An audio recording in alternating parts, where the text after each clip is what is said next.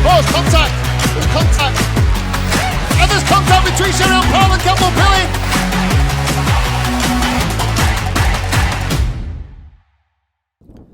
Hello and welcome everyone to the first round of the 2023 Daniel Ricciardo Series. We are at Shenington, 6 miles west of Banbury for this first round of this season. It's a dry day, albeit a little bit blustery out there, but the first of 7 compelling rounds to this year's championship. For those that aren't familiar with the series, 3 classes, our DRS62s, the youngest of our 3 groups of drivers, the DRS100s, the junior category, and the DRS125s, the senior drivers amongst our competitors. As we said, 7 rounds of this year's championship. We start here in Oxfordshire at one of the most historic kart racing circuits in the UK. Shenington has been hosting top-level kart racing events, British Championship kart racing events since the 1960s. And it's one of the classics, isn't it, when we look at British kart racing circuits. A pleasure to be here with the series this weekend. The first time we've been here for many of a year as well. It's an old airbase here at Shenington, an old airfield, and it's a great mix of high speed, high momentum corners, just with a couple of tricky technical sections thrown in as well. We'll take you around this Shenington circuit throughout the day and talk to you about the ins and outs of what makes it one of the most thrilling circuits on the calendar this year. In terms of where we go from here, we head over to, or down to Wales for round 2 at Landau. That's in late May, just around about a month's time before we head to our most southerly circuit in Clay Pigeon for round 3 on the 24th and 25th of June. We then head up to the northwest to Hooton Park in mid-July before a return not far from here actually to Little Rissington, another of those great historic kart circuits.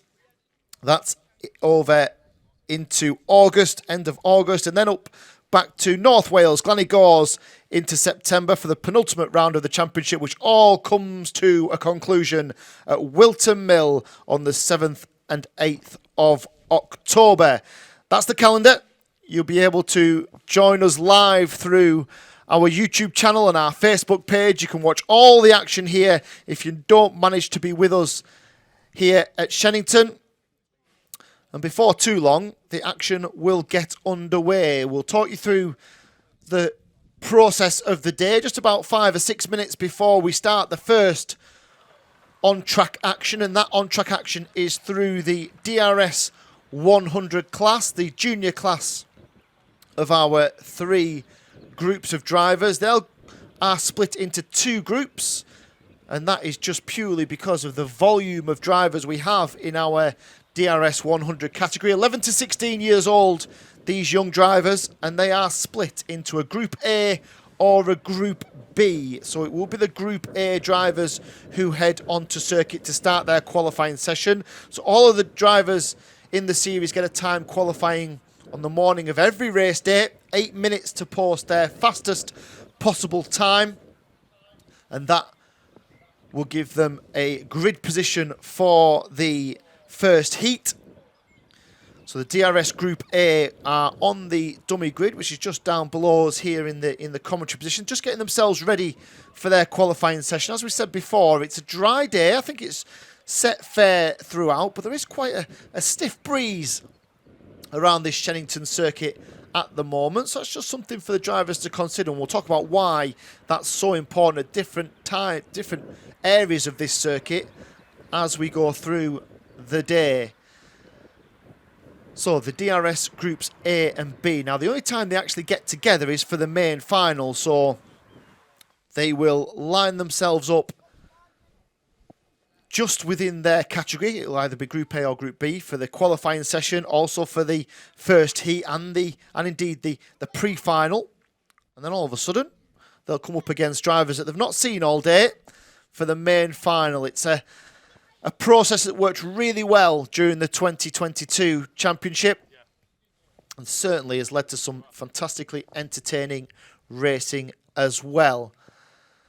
So 25 past the hour is the start time for the DRS100 Group A. Let's have a look at the driver entries this year. So we've got a mixture of drivers who've been part of the series before, drivers who've been very successful in the series before, and some new drivers as well. You'll see the yellow-plated drivers are the more experienced drivers who've been part of the series previously, and those drivers wearing black number plates you can just see in the background there, the 133 of Xander Hughes. They're the drivers that are effectively our rookie drivers, the first year of competition within the Daniel Ricciardo Series.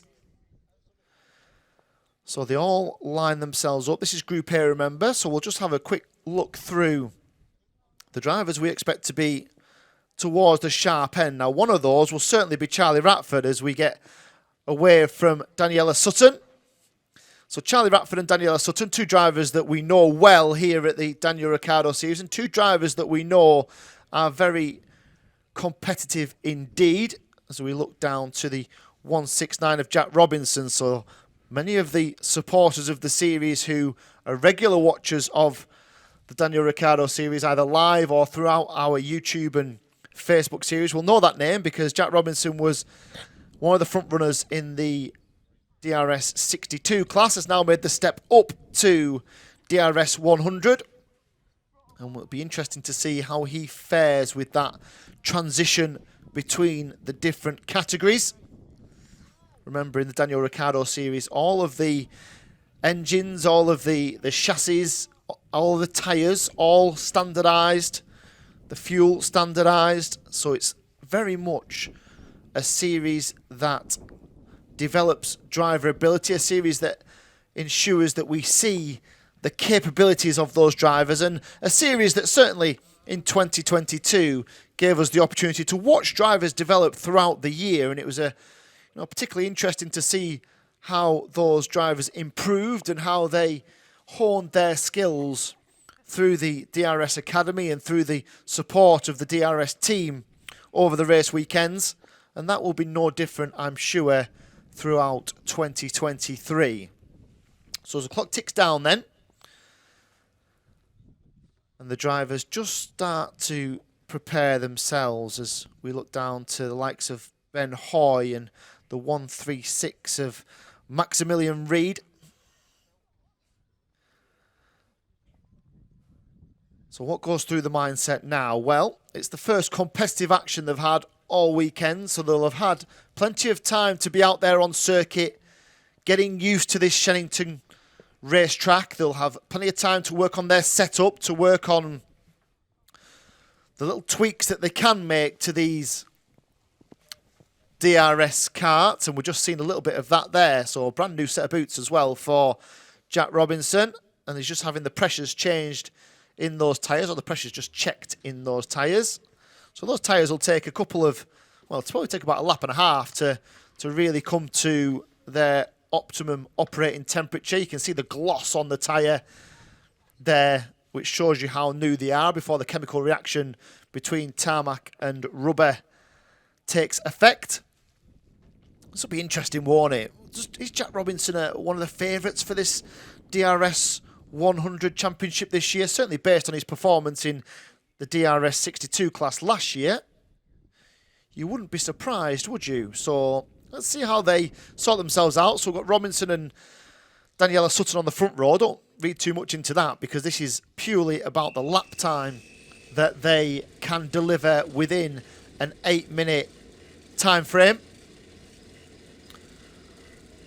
I'm not really interested in them overtaking each other. It's just who can produce that one lap that they need to top the timesheets. So lots of subplots, especially with this DRS 100 class. Lots of subplots because of the groups A and B. Lots of interesting themes that can go on throughout a race weekend. Certainly expect DRS 100s to be, let's be brutally honest, have probably given us the most entertaining racing in 2022. They probably gave us the closest racing in 2022. I remember the A final at Houghton Park being a particular barnstormer of an event.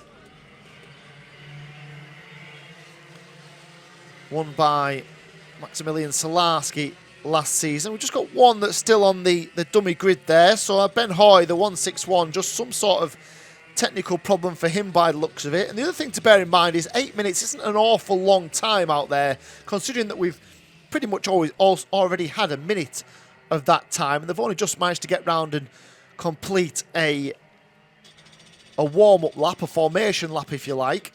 And they've got to generate as much heat as they possibly can into those tyres. Make sure brake pads and discs are up to operating temperature. Oh, it looks like Ben Hoy has got a problem, and it looks like it's probably one that isn't going to be fixed straight away, as he sits fairly disconsolately in the seat. So, early pace setter is Charlie Ratford. No surprises there. Third place in last year's championship. Sutton second fastest on their out lap. Jack Robinson third fastest. Benjamin Baker, another driver who we've seen plenty of.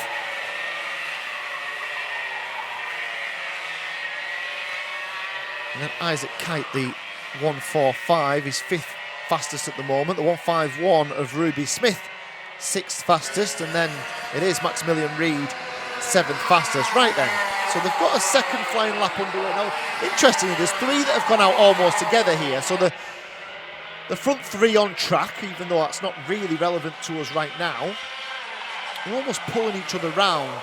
So the likes of Robinson and Ratford and Sutton all dragging each other around at the moment. So we've completed a couple of laps here. There's 5.5 minutes to go, and the fastest driver out there at the moment is Freddie Farrell. So the 160 of Freddie Farrell, a 45.248 as we go through. Wilkins, one of the most famous corners in UK kart racing. Plenty of championship won or lost there over the years. So yeah, I'm just looking at Ratford and Sutton and Robinson, who are all just dragging each other around at the moment. And it's interesting, isn't it? We've spoke about this many times in the Daniel Ricciardo series. We've talked about qualifying sessions and how is it really relevant for you to be out there for the full 8 minutes? We've seen some drivers that have just held on, especially in the DRS100s, where they've just held on a little bit and not gone out at the start of the session. Interesting today, the circuit is fairly green. We're fairly close to the start of the kart racing season in the UK. There'll be an awful lot of rubber down. The temperature certainly isn't particularly warm today.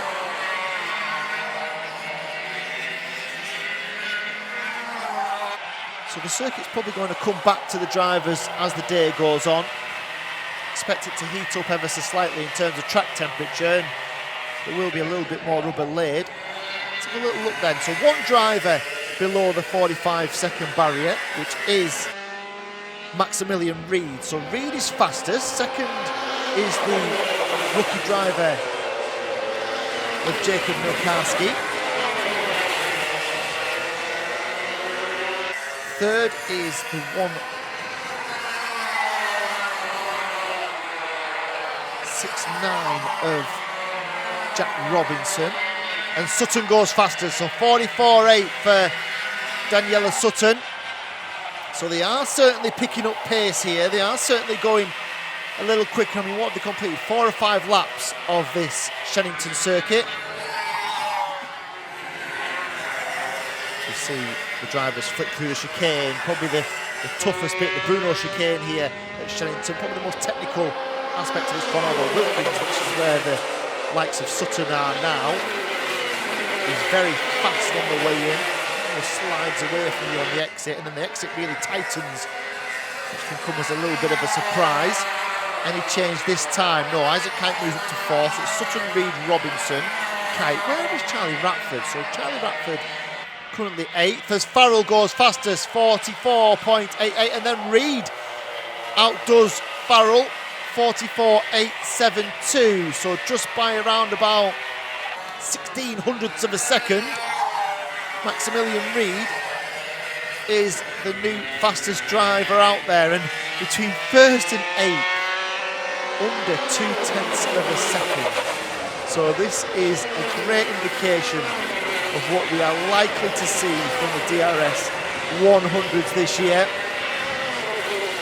Very close, very equally matched. Who is going to have the best of the racecrafts? Who can plot and plan their way through heats and finals? So Reid, Farrell, Sutton, Robinson, Kite. Milzarski is 6th, then Benjamin Baker, Charlie Ratford, Ruby Smith 9th. Chicole is 10th, and then Daxton Groves 11th. A little bit slower than Daxton would have expected, I'm sure, at this point. 153 in behind them.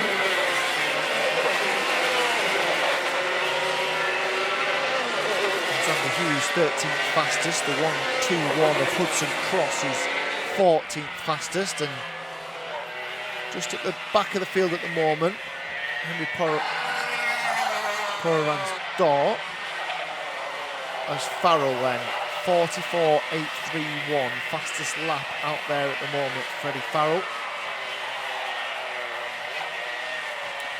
Number 160. I'm just going to try and find him on circuit, just see where he is. Let's just have a little look as they stream past us here at the Cafe corner. What have we got left for time then? So we've got 55 seconds here. And we get round to start another lap. In fact, the ones that have just gone over the line, which includes this group of Daniel Sutton, they've got 2 more laps as Ratford moves up to 4th. So closely matched, less than 1/10 of a second now covers the top 6. Farrell, Reid, Sutton, Ratford, Robinson and Kite. Absolutely nothing between them here.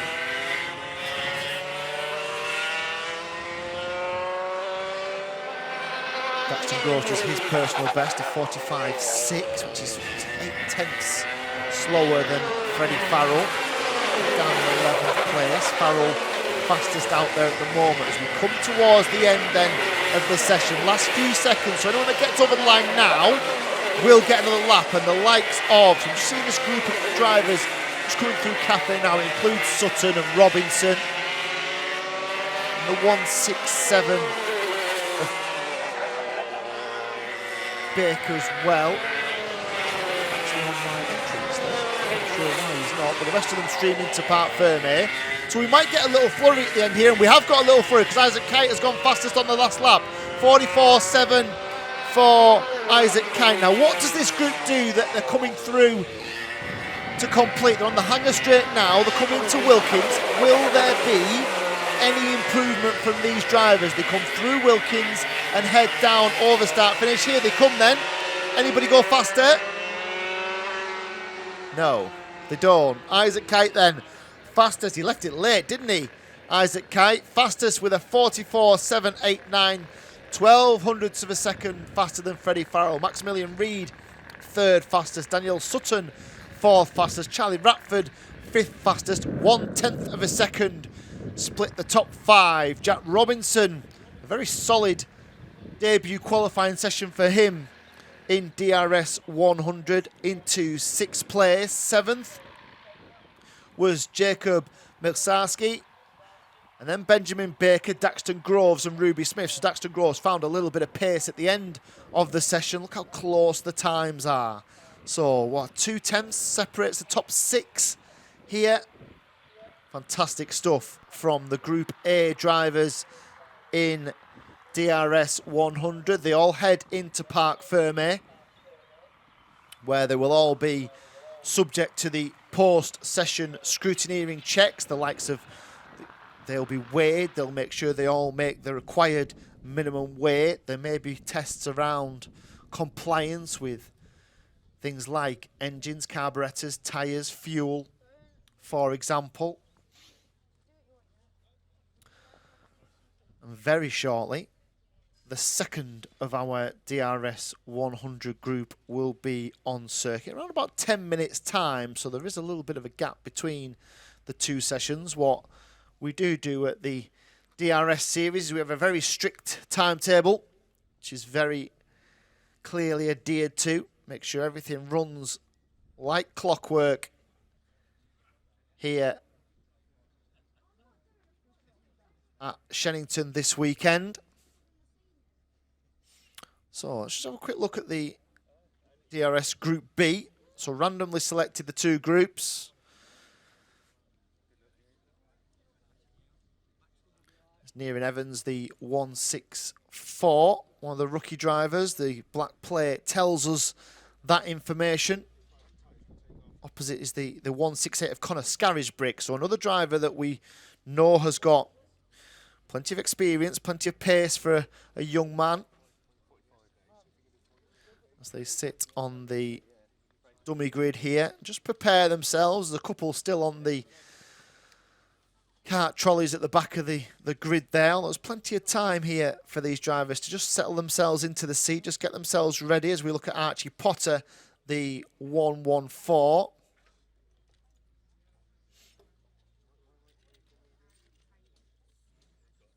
And Andy Cox there in screen, just having a wander down the start-finish straight as well. Sorry, the dummy grid as well. Another driver here in this. So there's a couple of drivers here, certainly of note in this Group B. The likes of Henry Foote, the likes of Bryn Calder, we've just seen, the number 6, 6th in last year's championship. There he is.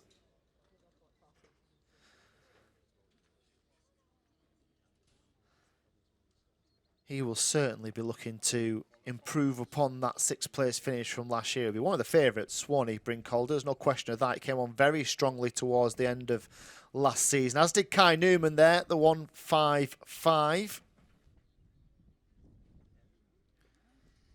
Again, a brand new set of Vega tyres for Kai Newman. Take a lap or two just to embed them to his liking.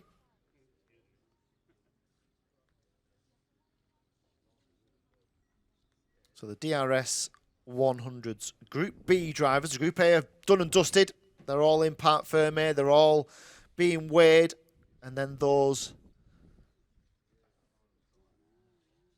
final placings will be confirmed over at the race control truck.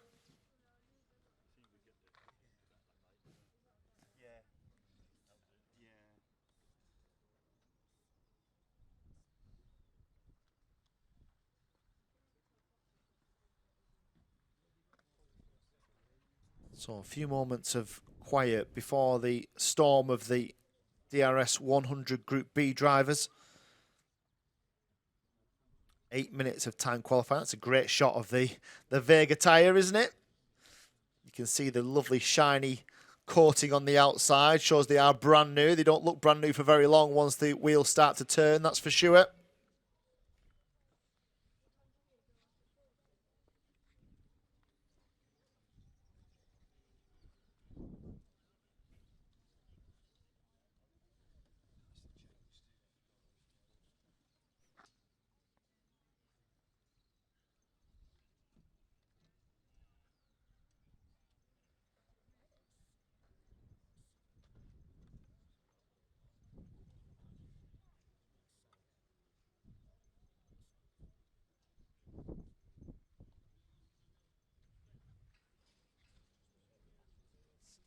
Shenington circuit I know particularly well.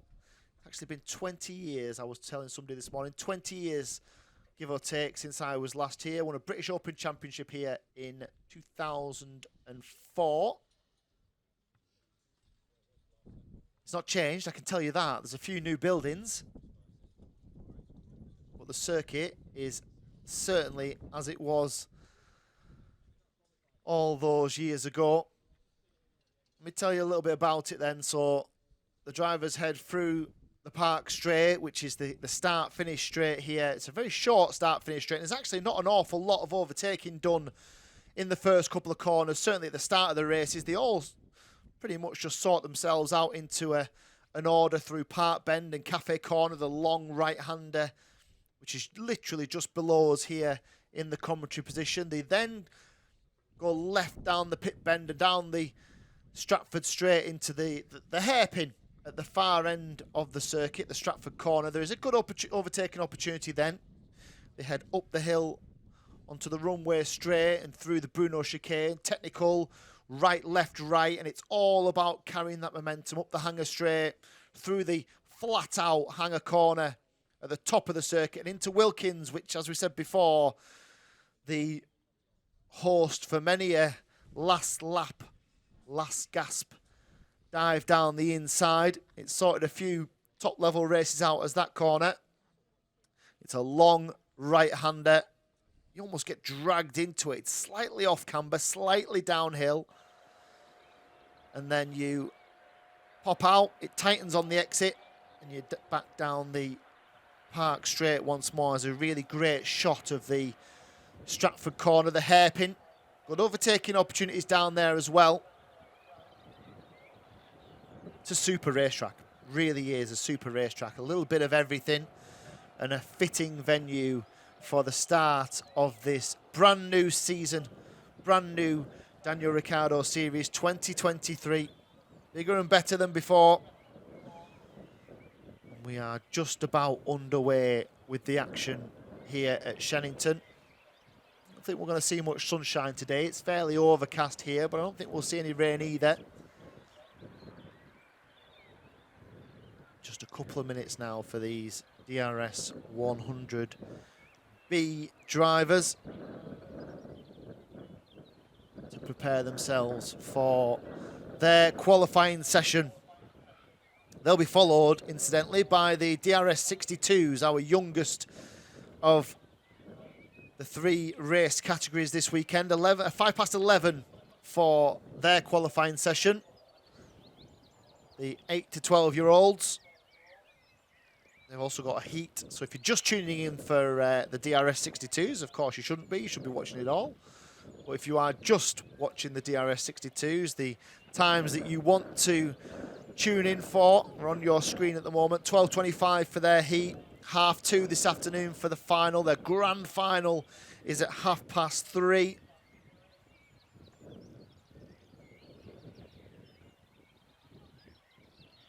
And the DRS125s, our senior. I think the DRS125, just looking through the entry list, I think it could be one of the most, well, it will be the most competitive DRS125 class we've probably ever had here. So many drivers who've come into this class, and we'll get out and speak to some of them as well. But you just look at likes of Rowan Campbell-Pillin, who's gone up as the previous DRS100 champion. Freddie Cox is now into that category as well. Oscar Walmsley-Jones is in there. So the likes of Sam Faulkner, who's had DRS125 pretty much all his own way. He didn't win the championship last year, but he only did half the rounds as well. So I think that could be an absolute cracker, the DRS125 class this season. But first, it's the DRS100s. They're Group B, the 155 there of Kai Newman, just towards the front of the field. Just preparing himself for the start official to give him the nod, give him the green flag. And he will lead these DRS100s out. Now, interestingly, the A drivers will certainly all now be back into camp. They'll be back and probably starting to get out to watch the B group and just keep a watchful eye over what the competition looks like for later on this afternoon.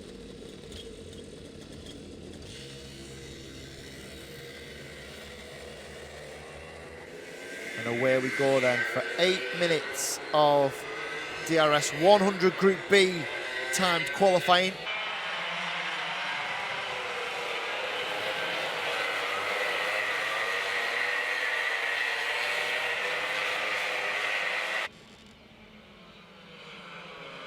Go under the green flags from the marshals through the Bruno chicane.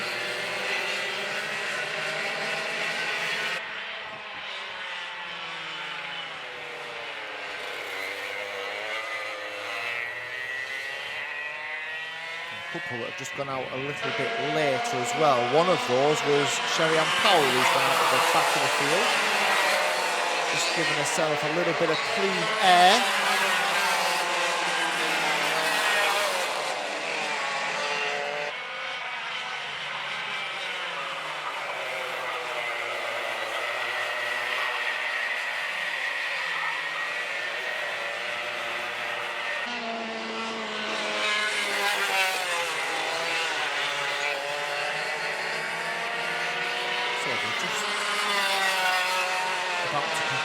First flying lap, don't read anything into that, because certainly as the majority will have been on the new Berger tyre, it took a little while for that to come to temperature. And with Foot as well, so interestingly Foot and Sherry-Ann Powell are out there together. They're a couple of cartons away from each other, so I wonder if they're just going to try and drag each other along a little bit. The early pace setter is Cassidy Southall. Remember, the target time is about a 44.7. So 44.7 would give you, well, you know that you were competitive in the A and the B group effectively.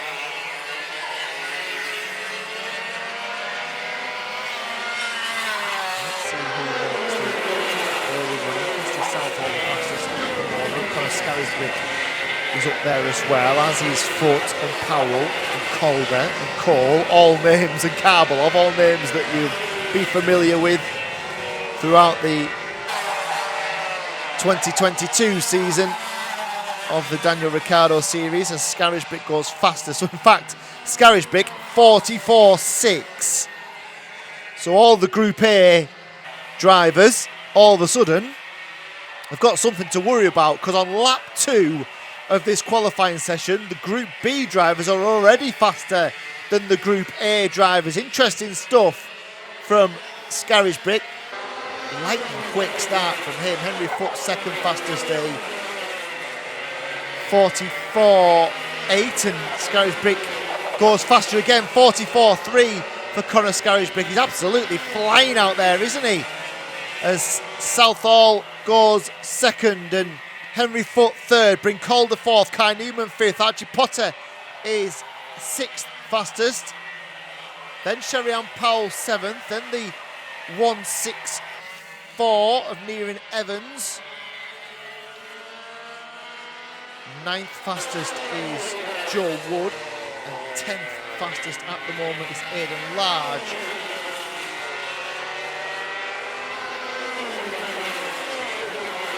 That's the 1.66 of Dorian Malek.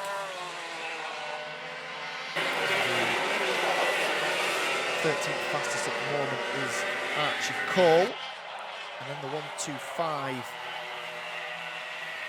which is Joe Jennings. And at the end of this pack at the moment is the 1.40 of Ethan Whitlam. So Scarisbrick 44.391. What a lap time that is. That is a good 3 or 4 tenths quicker than anybody was in the Group A time qualifying a few moments ago.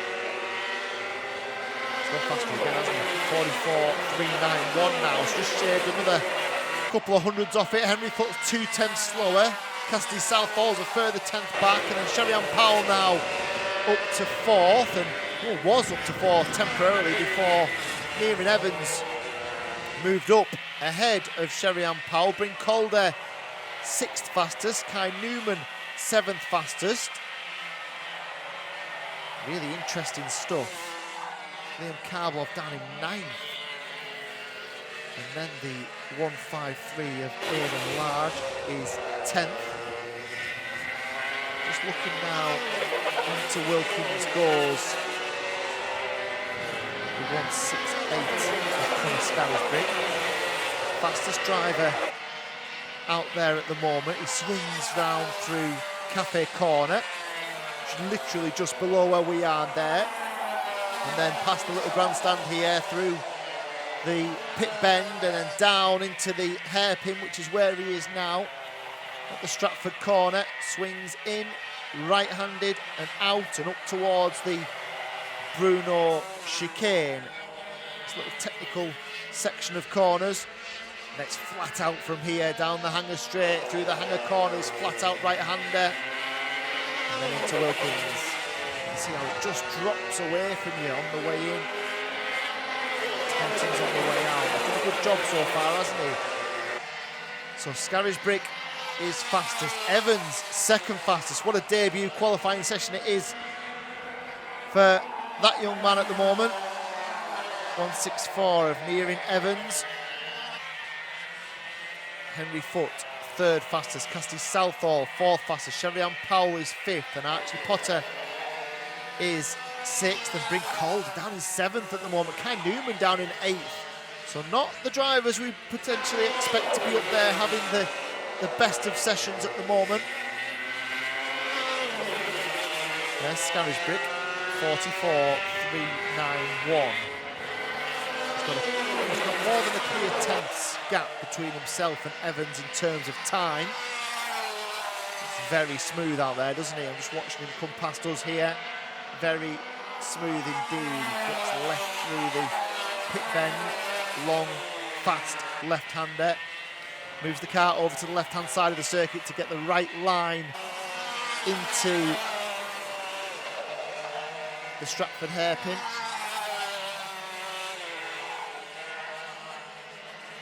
So no real change then in the front 4 or 5. Which has moved up to 6, which is good movement from the 114 of Archie Potter.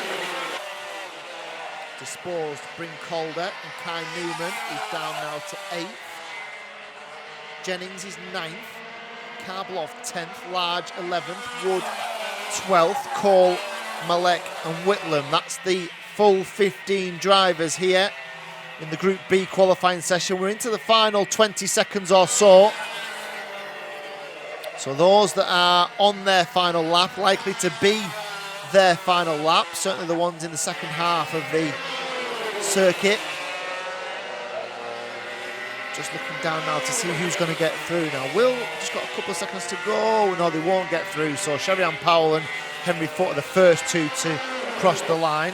So Foote, third fastest. Sherry-Ann Powell, fifth fastest at the moment. Will that change?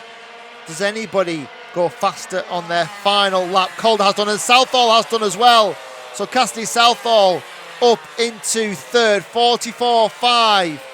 Disposes Henry Foote down to fourth, and the only other driver who improved on that final lap was the 153 of Aidan Large, who just moved up in the top 10 at the expense of Liam Karblov. So Scarisbrick, Evans, Southall, Foote, Powell, top 5 as they stream into Parc Fermé. Start the debrief with mechanics, parents, helpers, just about what's gone well and hasn't and what changes they can make before the first heat. The first heat for those DRS100 Group B drivers, 9 minutes plus that one final lap is 12:05 this afternoon. And there's your running order, subject to any post-qualifying checks, of course. Scarisbrick, Evans, Cassidy Southall in third. Henry Foote is fourth. And they are into Parc Fermé once more. So now we have a short break again. 11:05 is our next action. Just around about 10 minutes before we see the DRS62s on circuit, our youngest drivers for the start of their 8-minute qualifying session. So we'll be back with you in a few moments' time here at round 1 of the Daniel Ricciardo Series.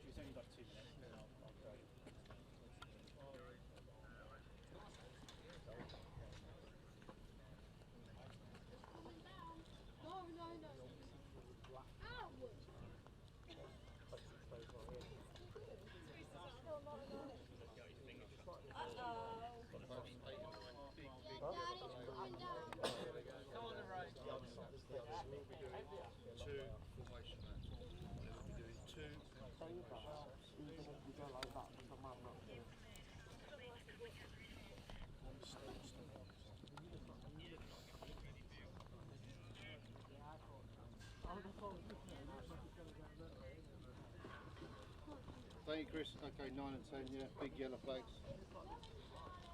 Thank you, Chris. Sorry. So the DRS 125, sorry, DRS 100, Heat A. Just about to get underway then, under the orders of the grid marshal. Win a race, we need to finish it, yeah? So our first of the wheel-to-wheel action. They'll be led off by Isaac Kite, who was fastest in the qualifying session this morning, 44.789 the lap time, around about half a tenth quicker than Freddie Farrell, who'll line up alongside in second, then Maximilian Reid and Daniel Sutton on row number 2. Charlie Ratford and Jack Robinson, two drivers who would expect to be right up there, wouldn't we? Occupy row 3. Jacob Milkarski on the inside of row 4 with Benjamin Baker alongside him, and then Daxton Groves and Ruby Smith, Archie Cole and Ben Thorley, Hudson Cross and Xander Hughes, and Henry Pomeranz-Dorr and Ben Hoy. They are the 16 DRS Group A drivers on circuit for the first heat of the series. And I was talking about, we're not going to get any rain, it's going to be overcast. Well, they've just declared the meeting open, which means that the drivers can choose which tyre they use, and that's because we had a couple of spots of rain. All of a sudden, the sun's starting to shine just behind us here. But we are now told that there is a threat of rain. There's a threat of a shower.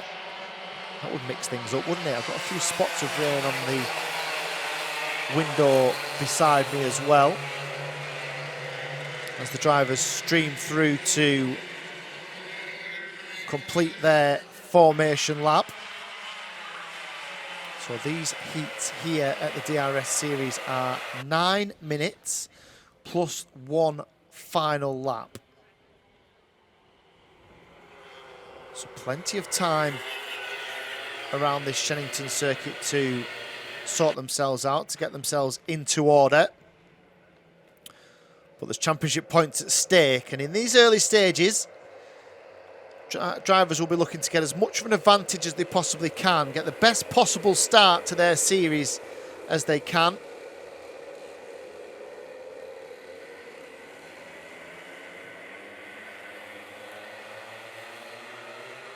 Here they come then. Will we get underway at the first time of asking? The lights go... Did they go green? I think they probably did. We've got a spinner as well into the first corner. So we talked really that there wasn't much overtaking opportunity in the first couple of corners. It's just stay out of trouble. One of them hasn't managed to do that as they go around that one driver. Oh, it was the 143 of Daniel Sutton from the outside of the second row who spun out on the way through the park bend.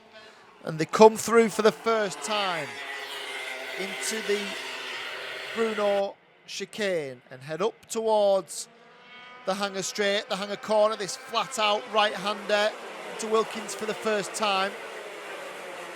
And they have all sorted themselves out into some sort of order as they stream through to complete lap 1. It is sort of Reid. What goes that here? Is it? Oh, I don't think there was any contact. I think she just dropped it on the way through. Maybe cold tyres for Daniela Sutton. Maybe just tagged the back of Freddie Farrell. But the driver who made the most of it was the inside of the second row, Maximilian Reid. Didn't just go through to complete lap 1 at the front of the field, giving himself a little nice cushion of an advantage over Charlie Ratford. So the inside row has had the best of the starts, haven't they? With the exception of Isaac Kite, who's dropped all the way down into 7th place. There's a bit of a recovery mission here for Isaac Kite, a bit of a recovery mission for Daniela Sutton as well, as they come through Cafe Corner once more. So what's the gap between Reid and Ratford? It's around about half a second, but it's coming down and down between the two of them. Robinson looking ever so threatening in 3rd place. Benjamin Baker now 4th. So Kite dropped to 9th, having a shocker of a start is Isaac Kite. From pole position, finds himself in 9th. A long way back as well from the front few as they head up towards the hanger corner once more into Wilkins, and they'll pop out. And this time, Ratford is pretty much there in terms of closing the gap on Maximilian Reid. They go through the park corner, swing over to the left to take Cafe Corner, and Ratford clouts the curb on the inside. A little mistake from Charlie Ratford. Here come the chasing pack, the likes of Ruby Smith in 8th place, ahead of Isaac Kite, and then in 7th place, Jacob Milkarski is where he started the race.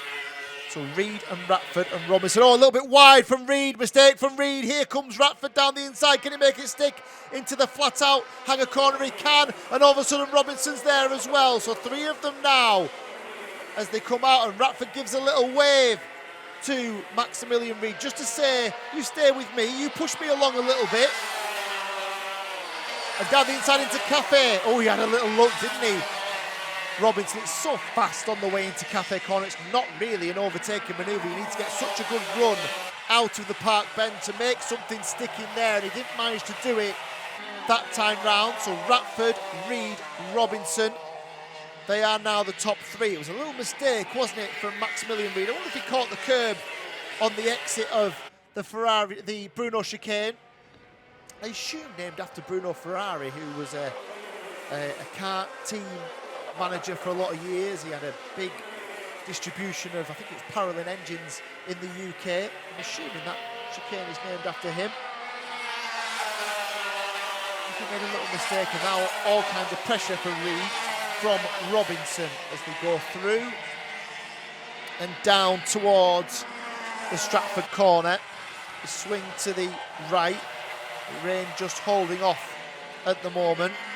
Ratford, Reid, Robinson, Baker, Cole, Farrell, Milkarski 7th, Ruby Smith 8th, Daniela Sutton. What a good recovery so far from Daniela Sutton. I can only assume that Isaac Kite's had some sort of problem, because he's right down at the back of the field and way off the pace as well. So some sort of issue for Isaac Kite, and what a shame after a really strong qualifying session earlier on. Here are the front 3 then into Cafe once more. They'll swing left through Pitts Bend, and Ratford still holds the lead from the inside of the 3rd row. Remember, Charlie Ratford. And here comes Robinson down the inside. Will he make it stick? He will. May come under pressure on the exit from Reid, who is now demoted and does manage to hold on to that place, does Robinson. So he can now set about chasing down Charlie Ratford. So Ratford with 4 minutes to go here. Just looking back towards Isaac Kite. He's at the back of the field. I wonder if he's been off. He's at the back of the field. Doesn't look to be going too slowly. He's right at the back of the field now. Not a concern for these 3. Ratford, Robinson and Reid. The 3 R's as they head through paddock corner. A little bit further back is Benjamin Baker. A good battle between Archie Cole and Freddie Farrell for 5th and 6th. Milkarski a little bit further back, and then Daniela Sutton recovering up to 8th. And it looks like it's the 161 of Ben Hoy. Another good drive from Ben Hoy. Remember, started on the outside of the back row and is now up into 9th. Ruby Smith is 10th, and Daxton Groves is 11th. The 121 of Hudson Cross 12th, and then Ben Thorley is 13th. Sander Hughes 14th, and then Isaac Kite, who we spoke about, the early pace setter, is in last and 15th place Ratford, Robinson, fastest lap of the race for Jack Robinson. Last year's vice champion in DRS 62. Certainly showing a lot of pace here in the step up to DRS 100 and giving the more experienced Charlie Ratford a little bit of something to think about now as they go through the Bruno chicane and head up towards the Hanger Straight to complete another lap. They're into Wilkins then. Will they have a look down the inside? Robinson goes to the outside. Nothing doing. It's so quick into there. They do come heavy onto the brakes as they swing out towards the start-finish line. Ratford's worried, isn't he? You can see him looking over his left and right shoulder. He knows that Robinson there starts to go a little bit defensive. Will he run wide on the exit? He's very, very keen to know where Robinson is, isn't he, Charlie Ratford? He's looking over his shoulder every couple of corners. Concentrate on where you're going, Charlie. In the first instance, he's gone very defensive. He's gone over defensive too early. He's going to get picked off here. They're both going to get picked off by Maximilian Reid. Ratford's so over defensive at this stage of the race, and now he has to go on the attack again with Maximilian Reid, and now still looking over his shoulder. He's obsessed, isn't he, Charlie Ratford, with what's going on behind him. He needs to get his head down. Just make sure he's not making little mistakes. The amount of times he's looked over his shoulder just suggested that he wasn't really focused on doing his own job at the front of the field and making sure he had his own lines perfect. Didn't make little mistakes. He just got a little bit narrow on the exit of the Stratford hairpin. Robinson had a little look and Reid went down the inside of both of them as they squabbled over the lead between themselves. Said, thank you very much, I'll have that position. He has subsequently lost it and he's back down in third place. And the battle between Ratford, who is looking more behind him than he is in front of him at the moment. Robinson certainly looks the quicker of the two, doesn't he? But he's got to try and find a way past a very wide Daniel Ricciardo kart of Charlie Ratford. He's going to have a look down the outside into Park, is he? No. Gets in behind. They've got about a lap and a half here to go. The time's ticking down. I think they'll probably just cross the line for one lap to go. It'll be very close. And Ratford really defensive again. Didn't need to be defensive that time. Loses all his exit speed. Charlie far too defensive on the way down to Stratford. There was no move from Robinson. He certainly wasn't looking to get past. And Ratford lost all his momentum coming out of the corner. He's making hard work of this, but having said that, he's still at the front of the field here. Ratford to the inside. He's going to try and hug the inside line, I'm sure, on this final lap, all the way around the inside of this Shenington circuit. It's a long way to go if you're going to try and do that. He does risk being caught on the slingshot on the exit of a couple of these corners as well. Last lap then for these three. Ratford, Robinson and Reid. This was the move there. Look how narrow, he's not even out the corner and he's looking over his shoulder to see what's happening. Front three then are on the way out. He's going to do this, you know. He's going to do this because he's only got the chicane to go. He's just might have to go a little bit defensive into Wilkins, but it's not a particularly tough corner to defend from, to be honest, here in the final turn. He's looking over his shoulder again, Ratford, to the outside. Is he going to try and go all the way around the outside? Robinson's going to try and make it stick, is he? I don't think he'll get it done. He might leave the door open. He does leave the door open to Maximilian Reid, and in his attempts to go past, he's going to try and get past on the inside, up to the line. Does he? Oh, that's tight, isn't it? So tight. I think Reid got it. He did by a couple of hundreds. So Ratford just through Robinson's frustration, I think, of Charlie Ratford. And to be fair to Charlie Ratford, he made hard work of it and probably could have made it a bit easier for himself, but he does make it stick. And he does go on to win the first heat of the DRS 100 Group A.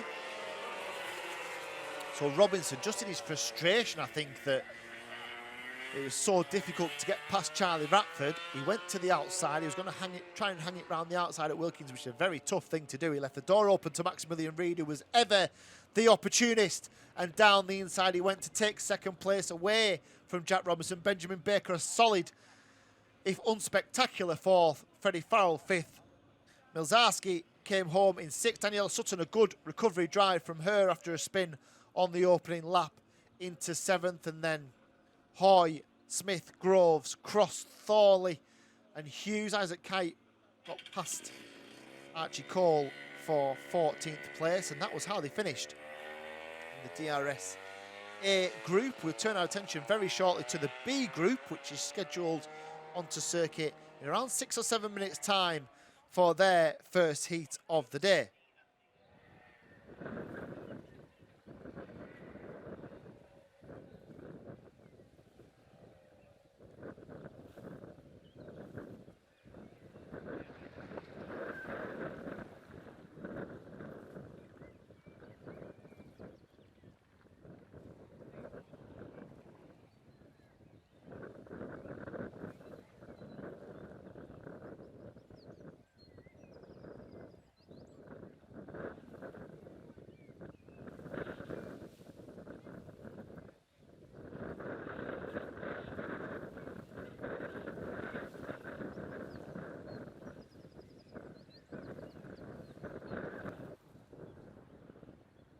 So our B group drivers for the DRS100 is about to start their first heat of the weekend.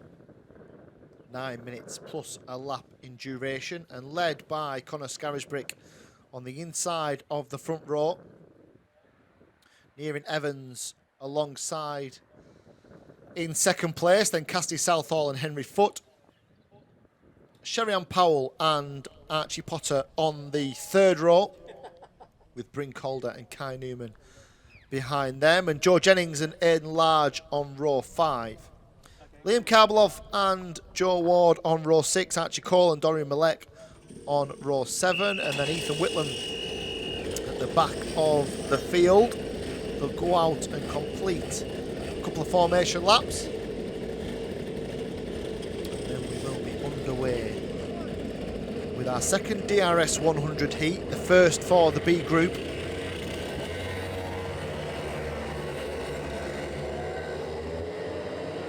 Just one there, just not getting started in the way they would want it to. Ethan Whitlam at the back of the field. I think they've got him going now, and Ethan will join the back of the field.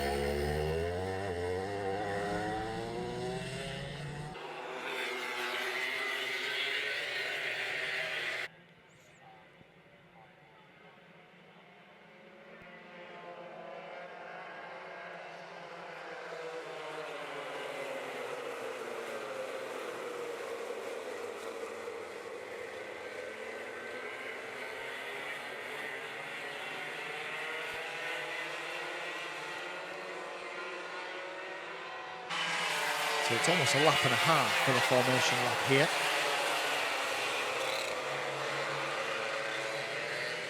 Just due to where the dummy grid enters the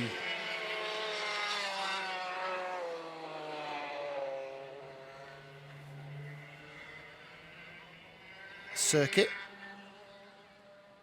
And they'll start to slow down just as they come up towards the Bruno chicane.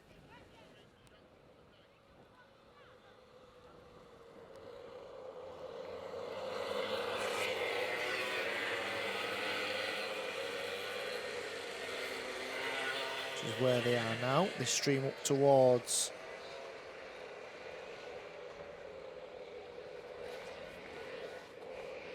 the hangar corner under the yellow flags of the marshals, just telling them to just take a little edge off the pace, make sure they're absolutely together. Oh, Liam Karbalov, problem on the dummy grid for Karbalov. Looks like it's not going to start, but the rest of them are about to start. And do they get underway at the first time of asking? I think they have done. Who's going to that first corner first? Scarisbrick, I think, takes the lead. He does. Evans follows suit just in behind. I think Henry Foote as well has just cut across and got in front of Cassidy Southall as he streamed down towards the Stratford hairpin, and Foote goes down the inside and will take second place away from Nearan Evans, and he will now set about the pursuit of Conor Scarisbrick. So all has gone to plan for Scarisbrick in the first half a lap or so of this heat one for the B group of the DRS 100 drivers. So then, all through Wilkins for the first time. Over the line they come. Scarisbrick, Foote, Southall and Potter enjoying a good battle for third and fourth, and Sherry-Ann Powell in close proximity just in behind them as well, behind Shenington Powers, Near and Evans. So Evans has had a rough first lap, the rookie driver, gone from second to sixth in the space of that opening lap, and it's Scarisbrick, Foot, Southall, Potter and Powell. All drivers who know this series particularly well. As they stream up towards the Bruno chicane, through that and then through to Wilkins, which is where our leaders are now. Scarisbrick then, so we'll keep an eye on the gap between Scarisbrick and Foot. Southall does his fastest lap of the race, and Shenington Powell does her fastest lap of the race as well. As they swing through, there is Shenington Powell just in behind Archie Potter. Have a look down into the hair. Oh, half a look from Shenington Powell. Might just have lost a little bit of time just by making that manoeuvre. Didn't manage to make it stick. The weather is still dry out there at the moment. We are expecting a shower or two. Nothing at the moment. I think the circuit still remains optional for the drivers in terms of the dry or the wet tyre. And nobody in the right mind is going to take the wet tyre on at the moment. So the battle really is more to do with Henry Foot and Cassidy Southall, I think, rather than Henry Foot closing in on Scarisbrick. In fact, Scarisbrick absolutely scampering away here at the front of the field. He's already taken another second or so away from Henry Foot in terms of pace here. So no threat at the moment to our race leader. He's doing a fine job leading from the front, so an awful long way to go, mind. So he won't want to get too far ahead of himself at the moment.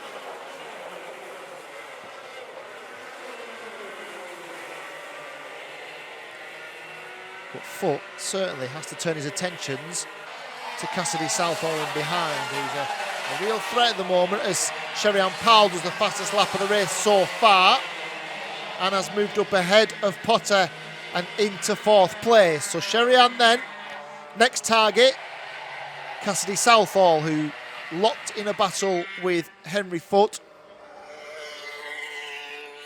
Scarisbrick to Foot, 2.6 seconds at the moment, so it's going up around about 2 or 3 tenths a lap, which is quite some distance, isn't it, for the DRS100s. We've got a contact warning for Oscar Cole. So Cole, who is down in 11th place at the moment. So Scarisbrick, then Foot. And they're all starting to bunch up a little bit, aren't they, with Henry Foot at the front of a gaggle of karts, including Southall, Powell, Potter and Calder. So bring Calder into 6th, Evans 7th, not quite managing to demonstrate the qualifying pace that Evans had. Certainly hasn't got track position at the moment, Near and Evans. Kai Newman behind. Then it's 9th place for Aidan Large, who's made a place up from 10th, and then Wood is in 10th place. And Oscar Cole, Darren Malek, Jennings 13th, Ethan Whitland 14th at the moment. And there goes Shenington Powell down the inside of Southall. Can you make it stick? Yes. So Shenington Powell, neat move into the cafe corner. Not the easiest of places to overtake, but Shenington has made it stick. Now Shenington next target, Henry Foot. These two have got a bit of previous, haven't they, as well, from last year. Tripped over each other on a couple of occasions. So Shenington Powell then. So has Shenington Powell got the pace to get on terms with Connor Scarisbrick? Now Scarisbrick is 3.5 seconds down the road, so I'm not expecting that in the next 3.5 minutes to come to fruition for Shenington Powell, as of course got to focus on getting past Henry Foot. But for later on in the day, will Shenington Powell be able to make a bit of a statement on pace to say to Scarisbrick, okay, you got out front and you won the first heat while I was trying to find my way through the drivers behind, but I have got the pace to get on terms with you. Let's see how that develops. First job, close this gap to Henry Foot. Keep Archie Potter behind. Cassidy Southall's dropped another place down to 5th, and Calder is now chasing in 6th. Through the Wilkins corner they go. Almost a double apex right, isn't it? And then they swing left over start finish, which is now, and straight into the Park Bend, into Cafe. This is where Sherry-Ann Powell took that third place away from Southall a lap or two ago. And now she is there or thereabouts with Henry Foote, isn't she? Will she have a little look into Stratford? No. Sits in behind. Will grab the toe up the runway and into the Bruno chicane. She's right there now, though, isn't she? Sherry-Ann Powell. Will she have a little look into Hanger? This is a high-risk move, isn't it? She's going to have a little look. She doesn't. Sits in behind. Now she goes into Wilkins. Will there be a dive down the inside? No. Henry Foote just holds the inside line, just cuts off the advances. Just have a look at Archie Potter as well. Right there with Sherry-Ann Powell, and had a little look as well. Powell, new fastest lap of the race then for Sherry-Ann Powell. Last time round. Certainly got the pace now. But 4 seconds is the gap between Scarisbrick and Foote. And here comes Sherry-Ann Powell down the inside. Lovely move down the inside of Henry Foote. Can she make it stick all the way up the hill? Henry Foote's going back on the outside. Can she make it stick? No. Great tenacity from Henry Foote to continue to hold on to that position down the outside. And now they're absolutely together again as they go up to the hangar. Will she cut to the inside, Sherry-Ann Powell? No, they've still got 90 seconds of this. Can they keep it up? They're all lining up in behind as well. Potter, Southall, Calder, Newman, all in the frame here as well. Great battle for second place. Here comes Sherry-Ann Powell down the inside of the park. She's got the outside line for Cafe. She'll try and go the long way around. Will she? No. Again, Henry Foote does a good job at holding on now. Henry Foote's defensive work here is bringing a lot of other drivers into this battle for second place.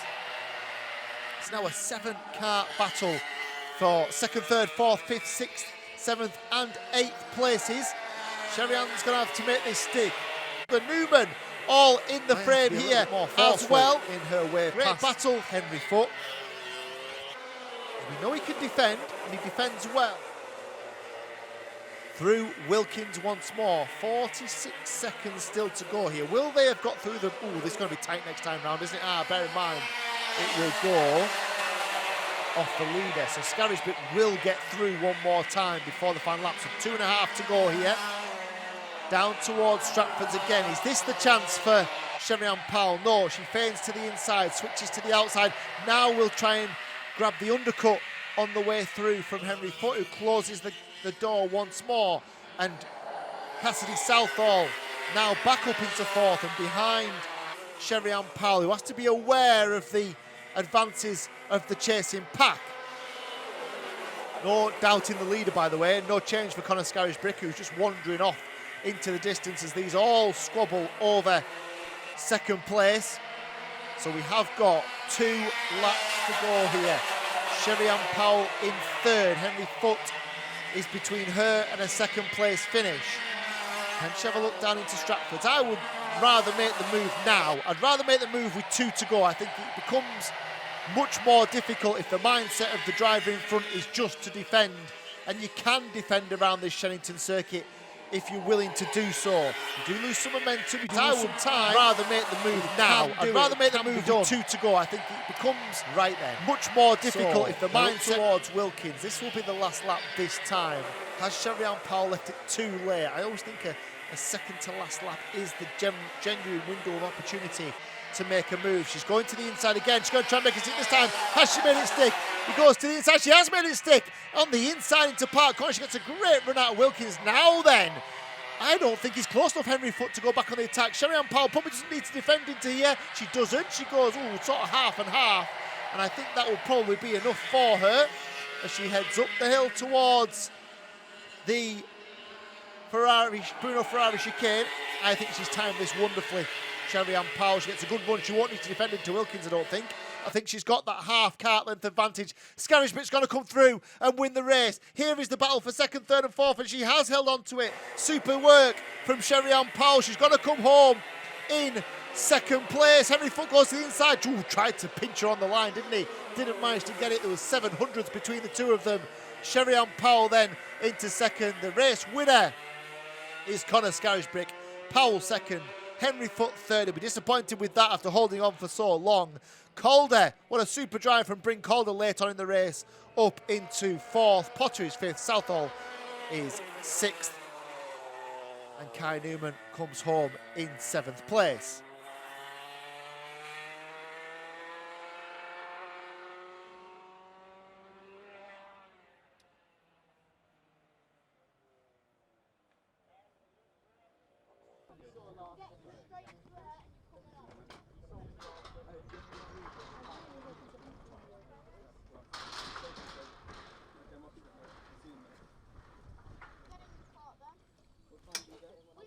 Finals. So we start those finals with the DRS100 pre-final for the A group.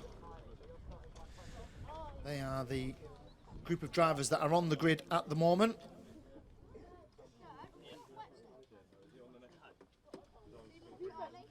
It's that final scheduled to leave the dummy grid in about 3 or 4 minutes' time. What I would say is we've now got the added question, or the added variable of the weather, because it has been spitting out there for the last half an hour or so. Well, certainly not wet, it's certainly not raining, it's just in the air is the moisture at the moment. So drivers have to take that into consideration. It might just lead to a drop in track temperature, it might lead to a change in the grip levels that are out on circuit, and the drivers will need to be aware of that as they make their final preparations for the first of the pre-finals. Pre-final for DRS 100 Group A, scheduled in just a few minutes.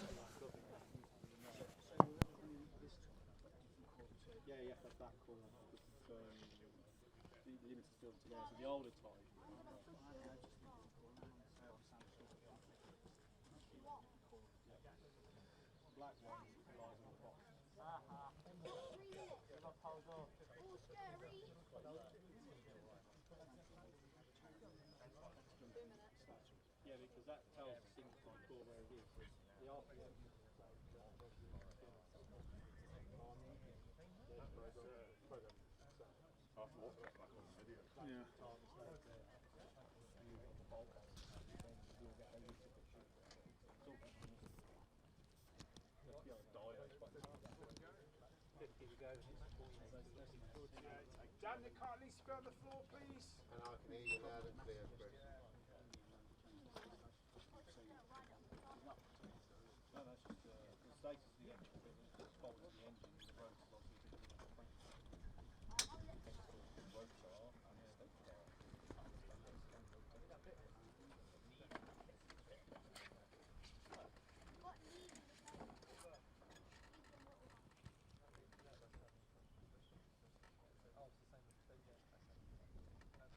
Okay, guys, so when you come to the start, you need to make sure you're in your tram line as you come round the curve, yeah?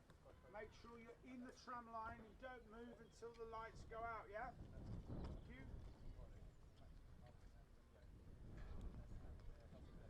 There was no tram line. Oh, there must be tram lines, they wouldn't have told you otherwise. Work it out the first lap, you know where they are. Just follow everyone else. Don't follow Max. Max is always Should go over to the right.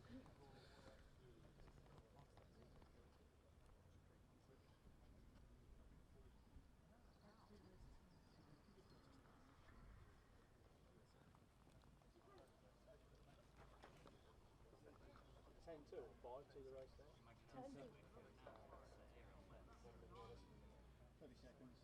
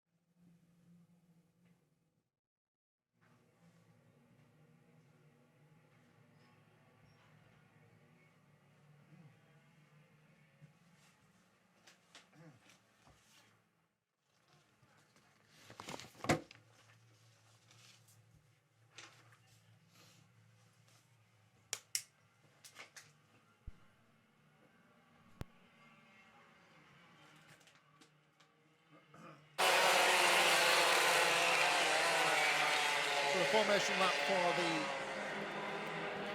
the DRS100s. They're the A group for their pre-final, led out by Charlie Ratford, courtesy of his first heat win. Maximilian Reid alongside him with Jack Robinson and Benjamin Baker on the second row. Jacob Milczarski and Daniel Sutton on row 3. And then Ben Hoy and Ruby Smith on row 4. So last time out, it was Charlie Ratford who managed to hold off the advances of not just Maximilian Reid, but also Jack Robinson as well. And he'll be looking to add to the points tally that he's amassed so far in the pre-final for the A group. This is the last of the sessions where the A and the B group are separated. They then come together for both the B final and the main grand final, which is the last race of the day today. Will they go first time? Will it be Ratford into the first corner first? It will. And then just down the inside is Robinson as he's looking to go around the outside into the first turn and find a way past Maximilian Reid. We've got one or two that have just taken the exit road, are just rejoining now. Looks like one of those is the 163 of Ben Thorley, who started on the outside of the 6th row, and we've gone full course yellow, so I'm assuming that's to do with the amount of tyres that are on the circuit. Just down at the cafe corner there is 2 or 3 tyres that have been dragged onto the track because of that first corner skirmish.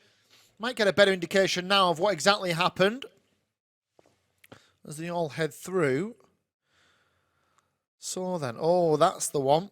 And it's just kicked those tyres onto the circuit, you can see there. So the 163 of Ben Thorley made a bit of a mess into the cafe corner, and the officials will come over and remove those tyres. We'll go full course yellow, which was really successful in the DRS125 heat earlier on today.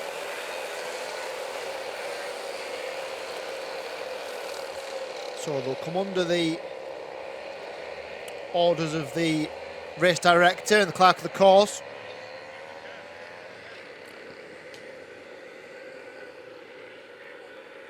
I would imagine next time round they will probably go green. I'm just looking down now to see the official who's just tidying up the tyres, and I think he's happy. It looks like he's on the radio now to tell people that they can be released at the end of this lap, so the onus will now be on Ratford. And when does he look to get the drop? They should hold a fairly steady, stable line until they get towards the start-finish line. And then it's just a case of who blinks first. You certainly don't expect many overtaking manoeuvres to come from this initially.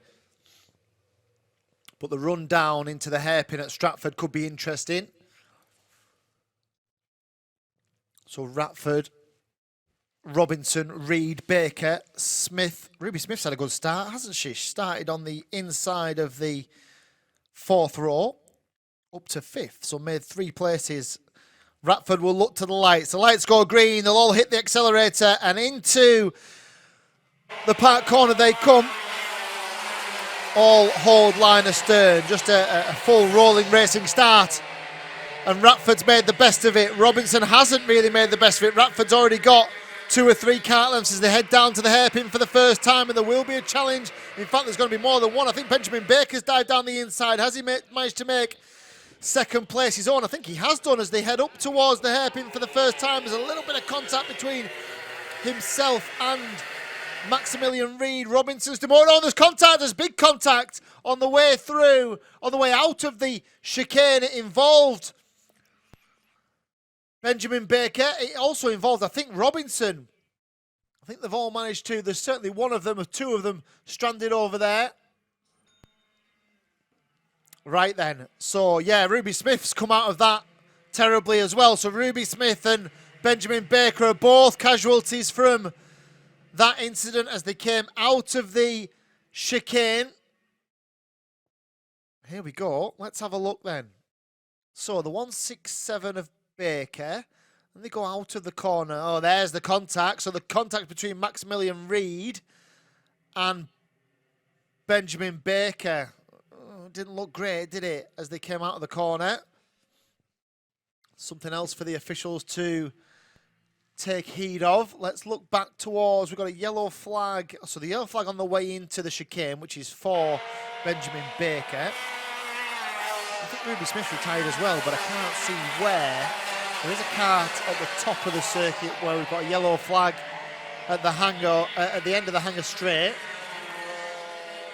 which I assume is for Ruby Smith. Everyone else has come round and completed the last lap, and they've completed 4 so far.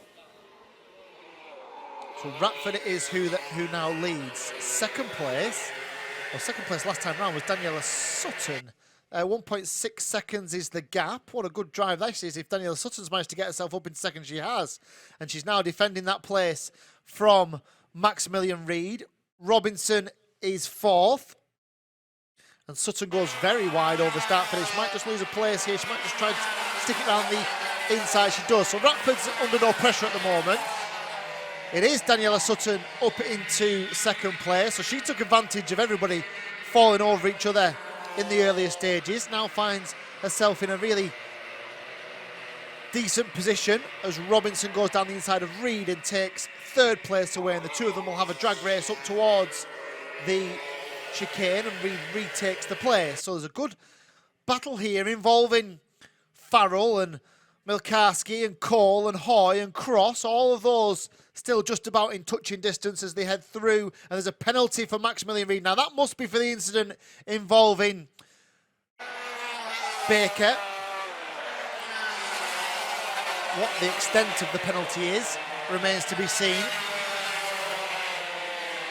It looked like Baker just had the advantage and maybe just come across Reed, and rather than Reed backing off and giving him the place, just kept his foot in and ultimately just spat Benjamin Baker out the other side of the circuit. So now then, the battle is for 2nd, 3rd, 4th, and then a small gap back down to Freddie Farrell in 5th. Freddie Farrell's made some good places here. He's started 9th, already up to 5th. And this battle continues between Reed and Sutton. And again, Sutton went really wide on the way out of Wilkins. And didn't manage to carry the momentum from the lap before, where she held off the advances of Maximilian Reed.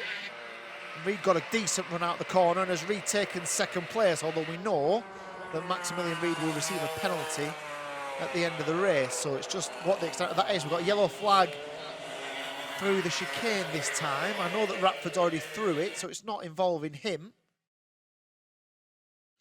Waved yellow through the chicane. Means the drivers cannot overtake at that point of the circuit at the moment. And here is the battle that continues, and she's going to lose another place, Daniela Sutton, is she, as they go through the left hand. She's got to be careful about how wide the line that she takes is over start finish. She can just keep that a little bit narrower. She's taken a long distance around the exit of Wilkins over start finish. And the carts are as evenly matched as these DRS100s are. Just need to be careful about giving too much space, too much room to the opposition. So Ratford has a 1.8 second lead here. Much more straightforward than his first heat earlier on, where he had to put his elbows out and just prevent the likes of Reed and Robinson from finding a way through. This time, he's managed to get himself a decent gap, and Freddie Farrell does the fastest lap of the race so far. 9 gone, probably got 2 more to go after this one. So Ratford, Reed and Sutton. Then Robinson, Farrell, Cole. Lazarski's lost a place or 2 back into 7th. It's Ben Hoy in 8th place, and Isaac Kite's up to 9. Remember, Isaac Kite was top of qualifying earlier on this morning, had a wretched first heat. He's now doing some recovery driving to pick up as many points as he possibly can do. Here are the leaders once more. Through Cafe comes Charlie Ratford. Nice and smooth from him. The gap's now, well, it's his personal best, a 45.2 last time round. The gap's 1.9 seconds back to Reed. Wonder if Daniela Sutton knows that Maximilian Reed's got a penalty. Probably doesn't at the moment. Probably doesn't need to get involved in too many skirmishes in the closing stages here, because if she stays where she is, she would probably be promoted up to second place anyway. But she's got Jack Robinson in behind, and behind them Freddie Farrell, who is the fastest driver on the circuit at the moment, in 5th place. Across the line they go to start their final lap here. Now, will Sutton have a go at Reed? She will. Dives down the inside. A lovely move from Daniela Sutton into the Cafe corner. Just left half a yard, didn't he, on the inside, Maximilian Reed. And Sutton, the opportunist, dived down the inside, and Reed's gone wide again. And Robinson now may pick up another place as they go up the hill towards the chicane once more. Reed holds him off. Sutton second. This is going to be the battle. Charlie Ratford's going to win this race, no question of that now. The question is, who comes home of these three?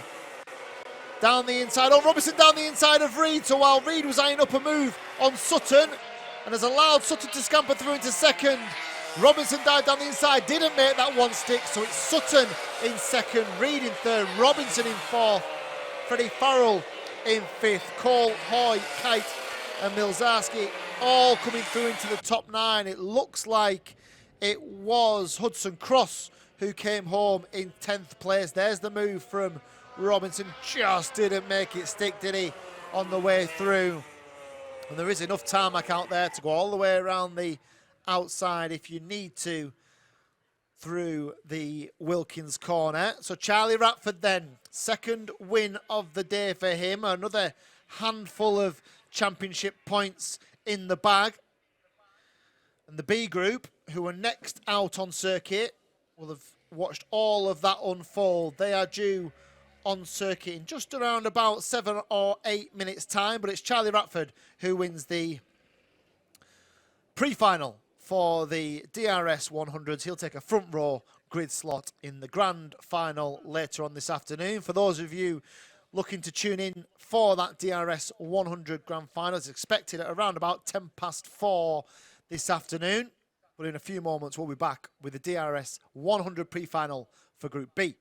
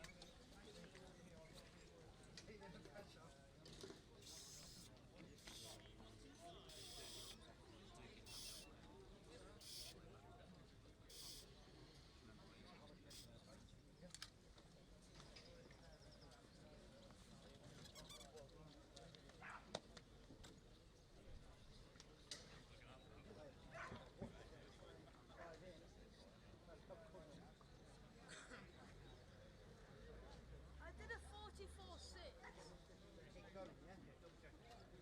Any mistakes? Don't give up. That's pretty bad. Okay. Got me. Yeah.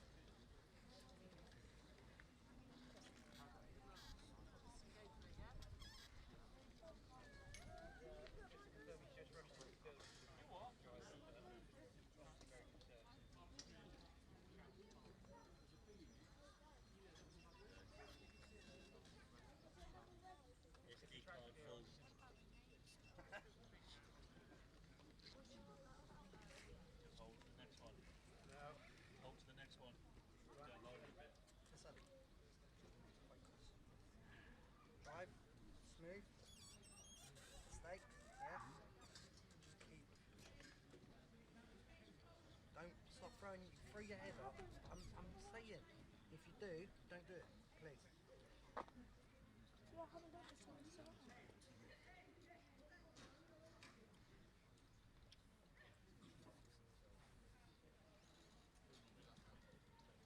It's them boots there.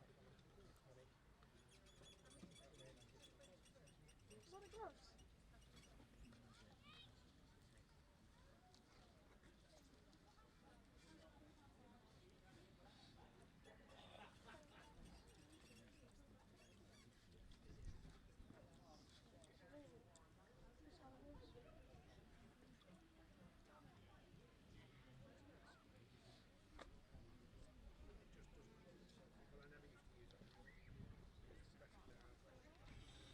I think you should move out of the way. Come on. 2 minutes.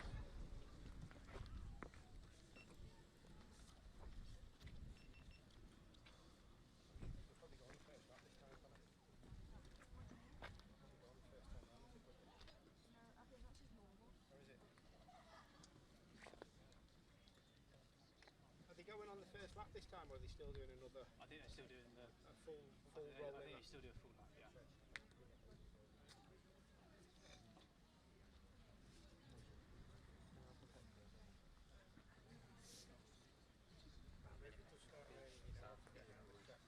Stay on the dry line until it starts to push on. Is it raining a lot?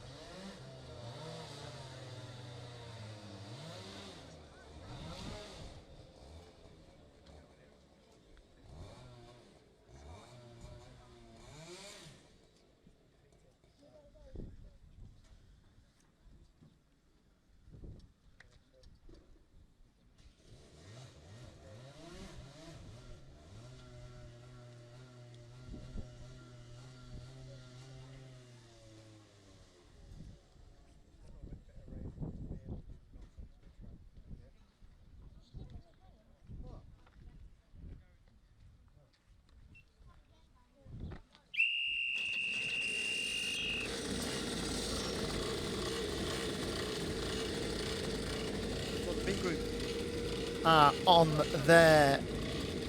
Well, they're about to be on their way. They're on their way now, are they? Yes, they are. So the B group of the DRS100s are on circuit for their pre-final. Led by Conor Scarisbrick, courtesy of his Heat 1 win. Sherry-Ann Powell is alongside Henry Foote and Bryn Calder on row 2. So lots of talent at the front of this field. This could get very close, couldn't it? Certainly don't think Conor Scarisbrick will have as much influence as he had at the start of the previous race when he got well ahead in the early stages and wasn't really headed, and everyone else just squabbled in behind him. This time, the likes of Sherry-Ann Powell and Henry Foote, Bryn Calder, who always seems to come on towards the end of races, be very keen to hold on or even to get ahead of Scarisbrick in the early stages. Just stop his momentum, just stop him from driving away at the front of the field. As we look down to Ethan Whitlam, who seems to have some sort of problem.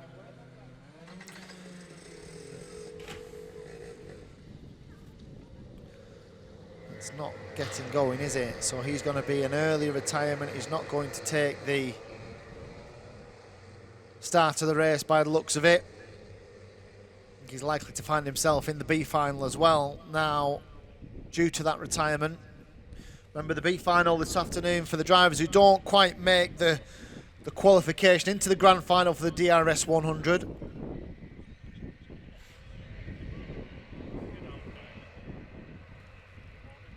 So round comes Scarisbrick. Will they go first time? Yes, they do. Scarisbrick into the first corner first. Round the outside, tries to go Sherry-Ann Powell. She should just tuck in behind him in second place, and likewise Henry Foote into third. So opening couple of corners here could be really important as Calder receives a contact warning for something that happened in those first 3 or 4 corners. Through the chicane they go. Now this is critical here that they don't let Scarisbrick get away. They just need to make sure that they hold on to Conor Scarisbrick. We know that Sherry-Ann Powell is a strong finisher to races. We know that Bryn Calder likewise. Henry Foote actually starts races really well, doesn't he? If you look at that as a trend, Henry Foote generally makes good ground in the early stages. So the first 4 as they were at the start of the race in terms of grid position, they are the first 4 on the road at the moment. So no real drama there. Scarisbrick to Sherry-Ann Powell is about 0.3 of a second. That's about 3 or 4 kart lengths between the two of them. Just needs to just try and cut that gap ever so slightly if she can. Just put a little bit of pressure on Conor Scarisbrick if she possibly can. It was 0.3 last time round. It is now 0.4. So if anything, Scarisbrick just edging away from Sherry-Ann Powell, who was neat and tidy through Cafe Corner. Heads down towards Stratford Hairpin. And then they pop out, head up, back up towards us there, into the chicane. Here they are. What kind of response has Sherry-Ann Powell got? He took a 10th out of Sherry-Ann Powell last time round. Looks to be about the same this time as they go up towards the right-hander at Wilkins. In fact, Sherry-Ann Powell's maybe a little bit closer. This could be a good response from Sherry-Ann. What's she got now? It's about the same. They've pretty much matched each other last lap. Third place is Henry Foote, and it gives you an idea of the sort of pace that these front two are. And there's a penalty on the screen there for somebody. Shows you the pace that these front two are delivering at the moment, that Henry Foote just can't hold on to the back of Sherry-Ann Powell. And Bryn Calder likewise a further second or so behind. Archie Potter is 5th. It's Cassidy Southall in 6th, and Kai Newman. Penalties for Oscar Cole. So Oscar Cole is down all the way down in 13th at the moment. Right, this gap then, it's down a little bit. So good. Here comes Sherry-Ann Powell. Ooh, just caught the curb. Did Sherry-Ann on the inside of Cafe Corner. Might have cost her 0.5 or so. She had to just dial in a little touch of opposite lock just to keep the thing going the way it should be. There's about a second gap between Sherry-Ann Powell and Henry Foote. But all of a sudden, you just get the feeling that Sherry-Ann Powell's just edging a little bit closer to Conor Scarisbrick. She's good on the brakes here into Wilkins, and then the release and head down over start finish. I wonder how much that little clip of the curb cost her in terms of time. It cost her about 0.5 maybe. Scarisbrick's just on the fastest lap of the race, but he was pretty much matched by Sherry-Ann Powell. There's a couple of moves further down. Archie Potter just getting past Bryn Calder for 4th, and Cassidy Southall is right there with the pair of them. There's a gap back to Kai Newman, and then a further gap back to the 164 of Nearin Evans. There was a contact warning, I think, for Liam Carbloff as well. Now, the gap's gone up here. I can see it, that Scarisbrick's putting a decent lap here. I think he's just managed to edge out another 0.5 or so. We'll check as they go over the line now. Yeah, took a 1/10 of a second out of Sherry-Ann last time round. And they're both fairly neat and tidy through Cafe, and they head down towards Stratford. There is very little to choose between them, isn't there? There's a penalty for Liam Carbloff. So Liam Carbloff in 9th place at the moment will receive a penalty for some contact earlier in the lap. So the front two. So Sherry-Ann's going to need half a tenth here or there, isn't she? She's just to get on terms. I mean, once you get to within 2/10, you can just close in under braking. It becomes that much easier. She's closer now, isn't she? Let's just see how close she is now. Oh, it was 4/10. Sherry-Ann Powell does the fastest lap of the race so far, 44.5, and is now within, well, it's about a car length, isn't it, for Sherry-Ann Powell as they head down towards Stratford. Look out the window here and see if there's any move from Powell. She's not quite close enough for that as the battle continues behind between Calder, Cassidy and Potter, 4th, 5th and 6th. Here are the leaders, and all of a sudden Sherry-Ann Powell has found something from somewhere. Heading up the hill, she's closed half a second's gap in the space of a lap and a half. I wonder if Sky's Brick made a mistake. Here she comes down the inside. Sherry-Ann Powell takes the lead in the pre-final for the DRS 100 B group, hits the front with 3 minutes to go. Now then, has she got the pace to drive away from Connor Scarisbrick? This is a different situation now for Scarisbrick. Didn't she do it ever so well down the inside as well? There was no resistance from Scarisbrick that time. And we have a new leader as they head up with 2.5 minutes to go now and into the chicane. Now the next lap is critical for Sherry-Ann. If she can just get a kart length's advantage, just break the toe away from Scarisbrick. Scarisbrick had a little look over his shoulder. He'll be aware that Henry Foote has not managed to meet the pace of these two. These two have set a really strong pace throughout this race so far. But he's still there, Scarisbrick. It's half a kart length between them, and he closes under braking again into Cafe. Henry Foote, very untidy Henry Foote, through Cafe corner, clouted the curb on the inside, and all of a sudden Sherry-Ann just gets a little bit defensive on the way down into Stratford. Henry Foote is 3rd, Calder, Southall, Potter 4th, 5th, 6th, Newman still 7th, Evans still 8th, Karbalov pending a penalty in 9th. 10th place is Joe Jennings. So Scarisbrick still there. A good release from Sherry-Ann Powell out of Wilkins that time. So what have we got left? 90 seconds. So we're probably looking at 3 from here, you would imagine. No change at the moment as they go down to Stratford's. Henry Foote not close enough to make an impact here, but close enough to pick up any pieces if these two do come to blows in the final stages. They're through the chicane and they're heading up the hanger straight once more, and Powell, yellow flag, so Powell can breathe a little bit here. She knows she can't be overtaken into the final corner. There's a car stricken on the inside. She'll wish that that was still there in 2 laps time, and it gives her a free run into the final corner. She's actually just broke the toe a little bit, hasn't she? Now these couple of corners are critical for Sherry-Ann Powell. She ran a little bit wide in the Cafe corner. She had half a kart length's advantage. She just broke away a little bit. She got a great run out of Wilkins and then made a mistake coming out of Cafe corner. What a shame. That probably would have broken the toe that Connor Scarisbrick had in behind if she could have just hooked up to a 3 really tidy corners. She's a little bit ragged into the chicane, and Scarisbrick just cruises up towards half a kart length once more. Up the hanger straight, next time round should be the start of the last lap, I think. 9 seconds or so, they might cross the line here. This will be really tight. This will be really tight. Oh, they've crossed the line before, 2 laps to go. It's not really what Sherry-Ann Powell would have wanted, but she's got 2 laps to go here. Sherry-Ann Powell and Connor Scarisbrick. Henry Foote is 3rd. The battle still continues behind with Bryn Calder and Cassidy Southall. Then the likes of Newman, Potter and Evans are all together. 6th, 7th and 8th. Karbalov further back in 9th. Leaders then flick through the chicane once more. Head up towards the hanger straight. Just over 1 to go. Sherry-Ann Powell then. She put the move on about 4 or 5 laps ago, and she's about to start the final lap.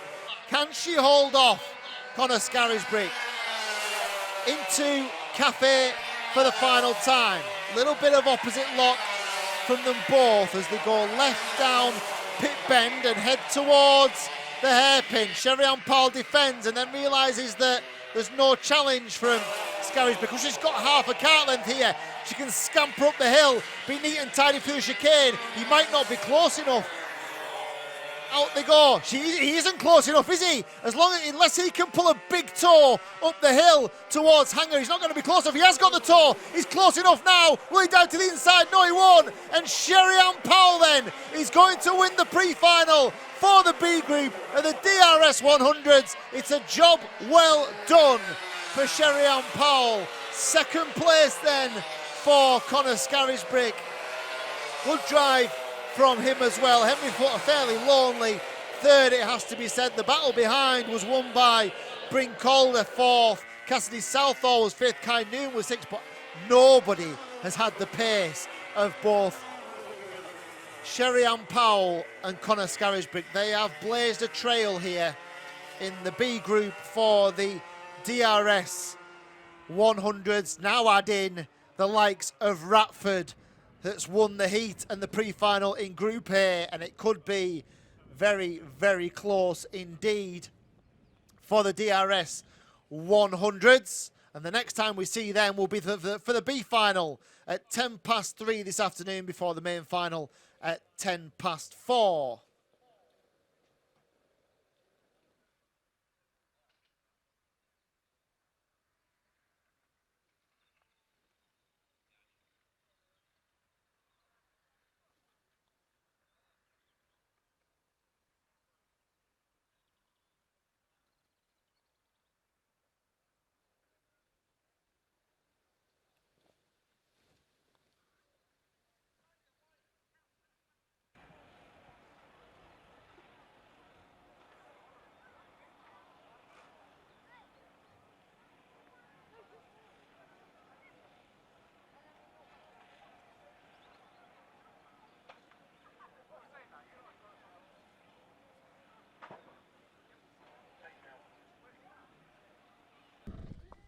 Yeah, that's fine. Just leave it like that. Then after 5 minutes, then it should fire up.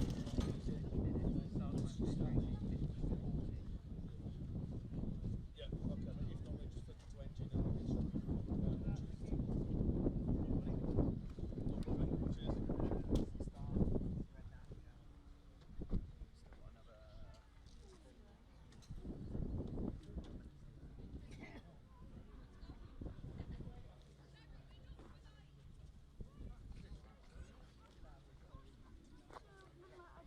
Halfway between the last corner and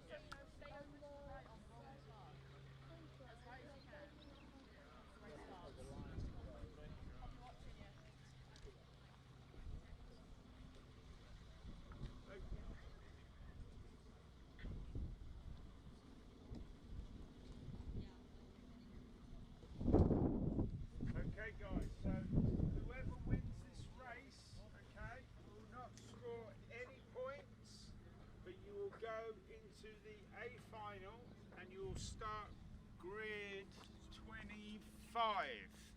Okay, the winner of this race gets the trophy, and then it's points second, and obviously further on with that. So there is a chance to get out of this B final and get yourselves onto the back of the grand final. Okay, everybody clear?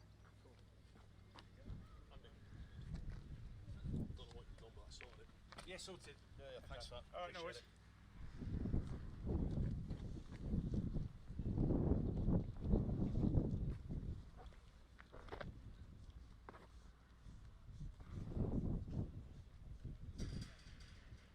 And let's have a better race than the seniors. Oh my God. Oh God. Just lasted a bit of a No, they were all panicking that they're going to run out of fuel. So it did what, 5 rolling up Yeah. I thought it was like, oh my God. It was the first one. Well, second one, cold start. Then it was red one, then another red one. Oh my God. It was like, Longest race of the weekend. that was definitely the longest race. Takes the trophy. I'll be releasing them now. What drum we have?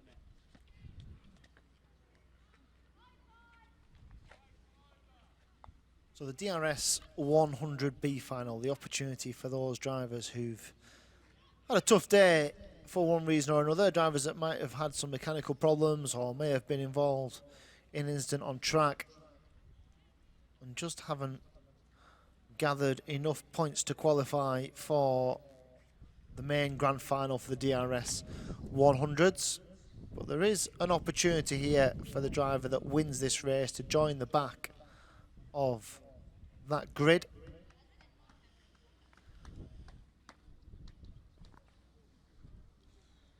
Plenty of drivers in here who have certainly capabilities and pace in normal circumstances to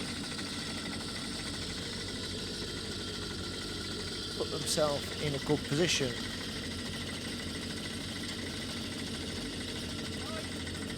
They're led out by Hudson Cross. There's 7 drivers in total in this B final. It takes place over 10 minutes plus 1 lap.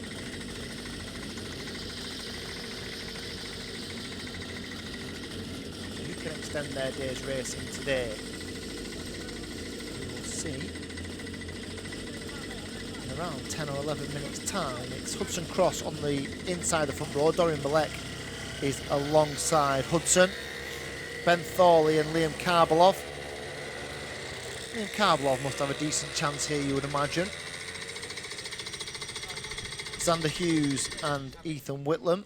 Ethan Whitlam we saw not be able to complete even the formation lap. Oh, and here is a problem for Hudson Cross, right then. So the pole man hasn't left the starting blocks yet. So a problem. Is it change of spark plug? Gonna have a little change of spark. Now, how long do they wait for this? So they'll certainly go around again, because that's been the order of the day for all the classes.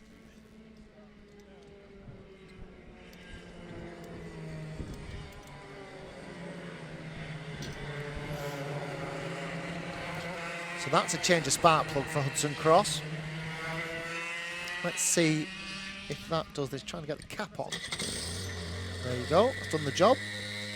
Now I'm sure they will wait for him now because he's only half a lap behind. He'll have had half a lap less of formation lap. See what I would be doing here. If I was at the front of this field now, I'd be pushing them along a little bit, probably till about here, and then saying, right, form yourselves up quickly, let's go. I don't think they will do that. I think they will go around again.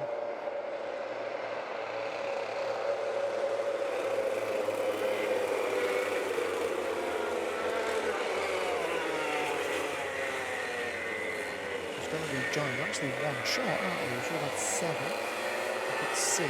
So we're going to go around again. Give them a chance to get fully formed up.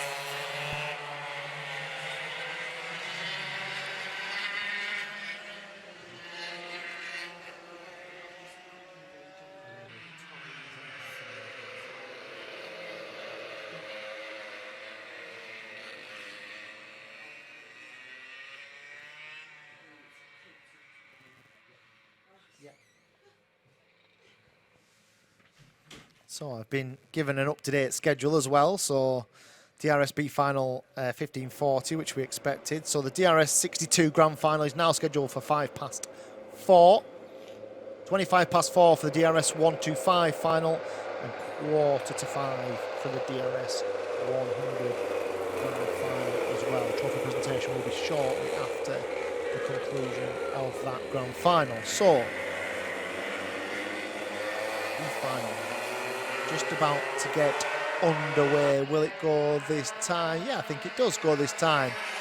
And it looks as if, so Hudson Cross certainly hasn't got into the first corner first. It's Dorian Malek that's got into that first corner first. I think Karbalov just behind them, the 130.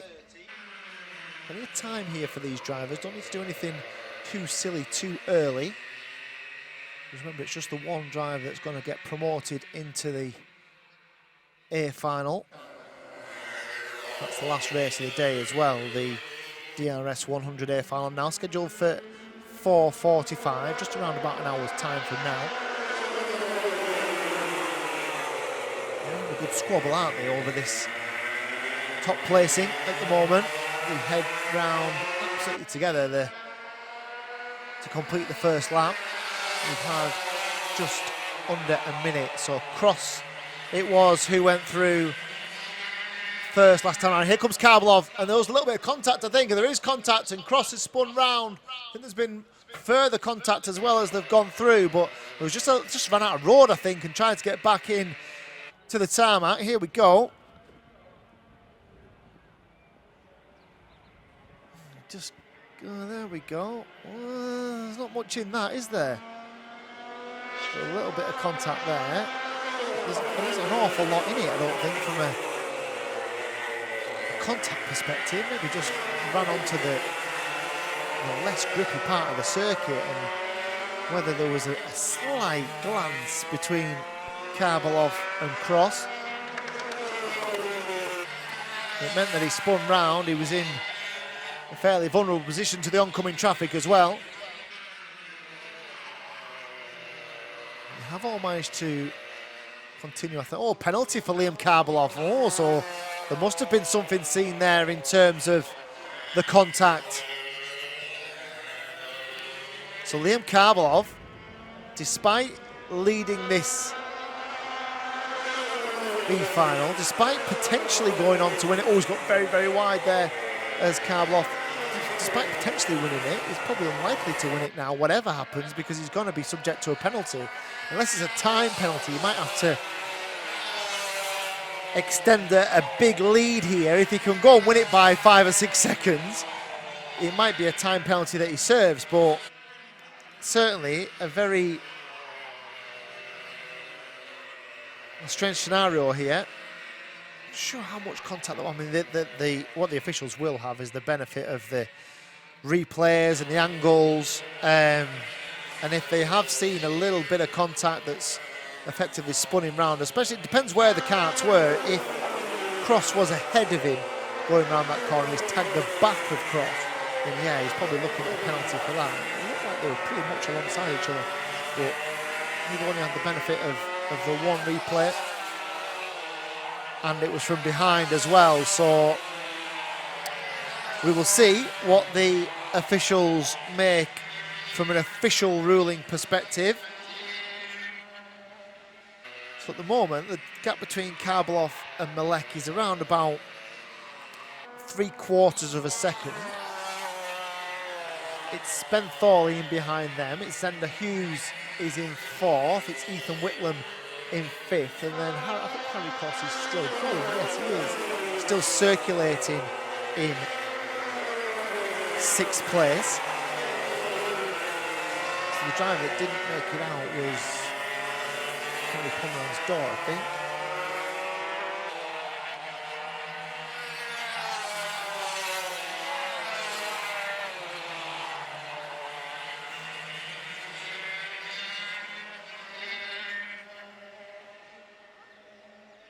So still plenty of time here. We've just got over half distance remaining. The gap's still 7/10 between first and second.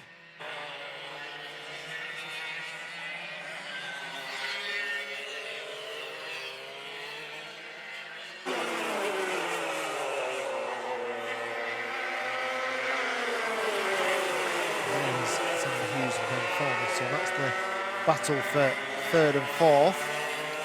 Ethan Whitlam isn't a million miles behind these two either. You can just see him come into shot there.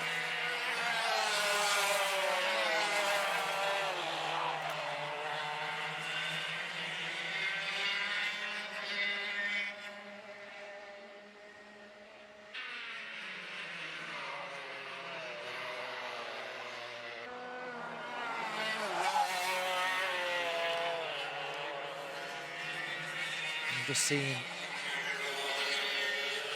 Hudson Cross just come back through as well at the back of the field. So here's this battle for 3rd and 4th. A little bit closer this time, Zander Hughes, isn't he? And the gap between 1st and 2nd remains just about, well, it was 7/10 last time. It's just dropped to 5/10. So has Karbalov made a little mistake there? Malek just closed up a couple of 10ths of a second last time round.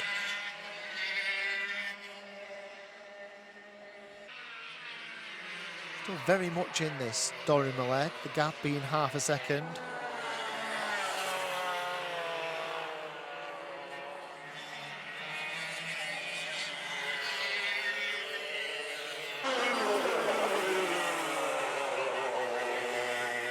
too further back, some 4 or 5 seconds down the road, so it does look like a battle between the front two.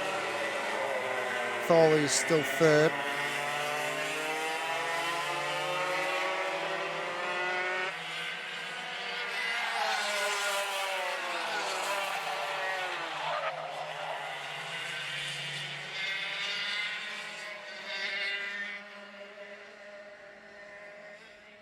Minutes or so still remain here. So those who just joined us, we're about 30 minutes behind the original schedule. We're expecting the DRS62, the first of the grand finals, to follow this race. The first of those grand finals, about 4:05 is the scheduled off time. 4:25, 20 minutes after that is the grand final for the DRS125s. And the DRS100s at 4:45.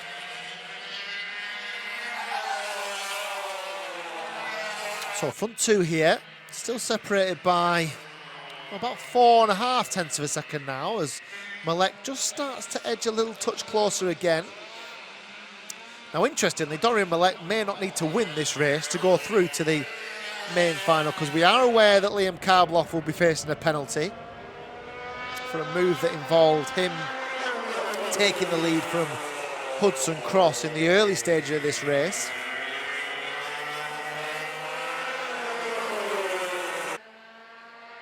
But Dorian Malek won't know that.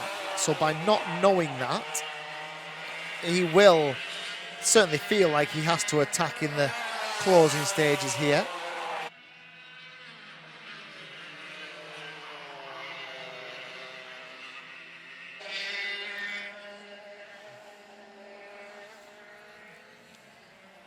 So the gap between Karbloff and Malek did a fastest lap last time round, so he's certainly showing the pace here. He's going really strongly as this race has developed.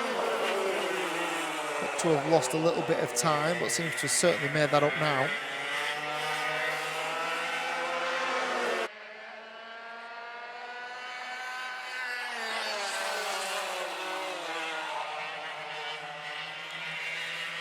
And we're into the last 90 seconds or so of this B final.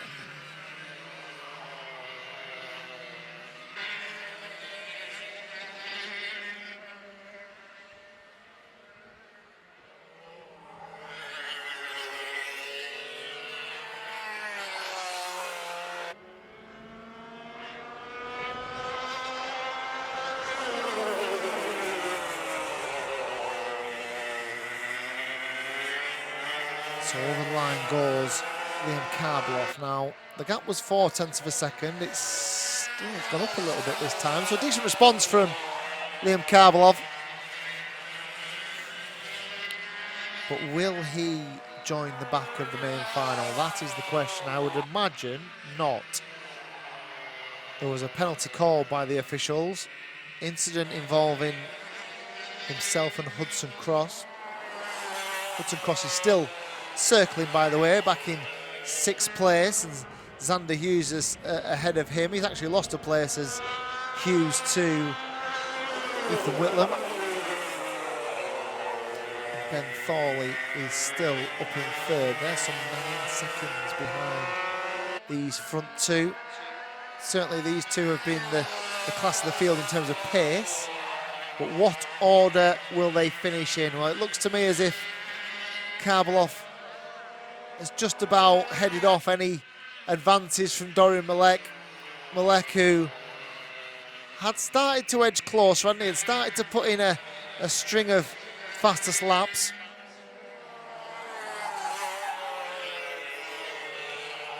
But Karbloff has just held him at arm's length in the last 2 or 3 laps. Gap's now 7 tenths of a second, fairly comfortable for Karbloff. Still, just that question of what is the penalty? How severe is the penalty? What's the impact of the penalty on extending his day's racing? But he's on the final lap now. And Malek going to finish 2nd, but probably going to be promoted to 1st, and probably doesn't need to close this gap anymore. Karbalov into the chicane for the final time, then he'll swing right and up the hill for the last time. Into Wilkins, turns left, heads towards the checker flag, and he wins the B final for the DRS 100s. The rest of it will be dealt with, I'm sure, and agreed in the stewards' offices.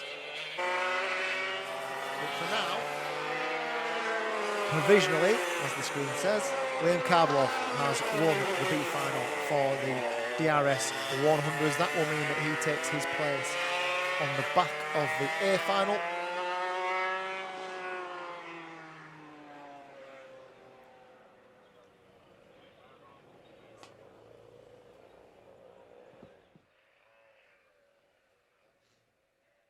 So Karbalov, Malek, Thorley, Ethan Whitlam, Xander Hughes and Hudson Cross.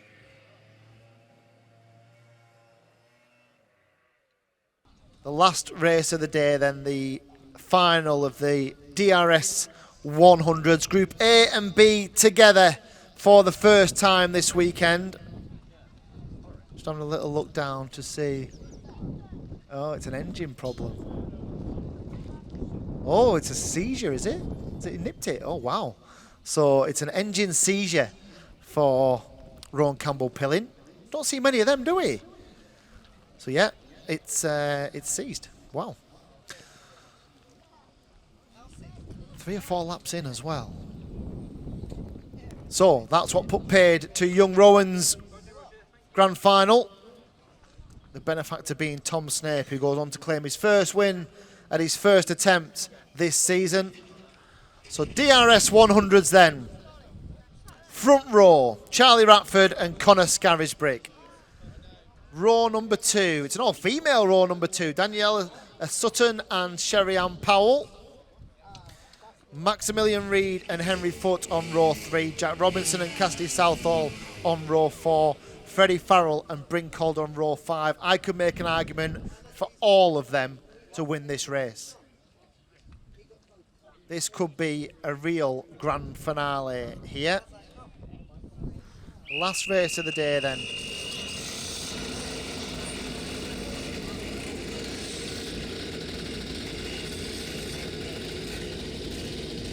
DRS 100s.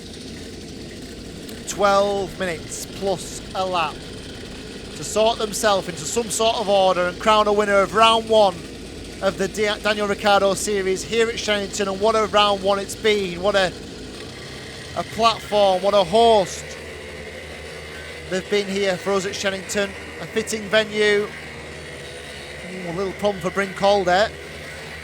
Oh, he's got going, that's all right. Little heart in mouth moment for Bryn. But he's off and running and will rejoin. He'll just shuffle his way back into the correct grid slot for him.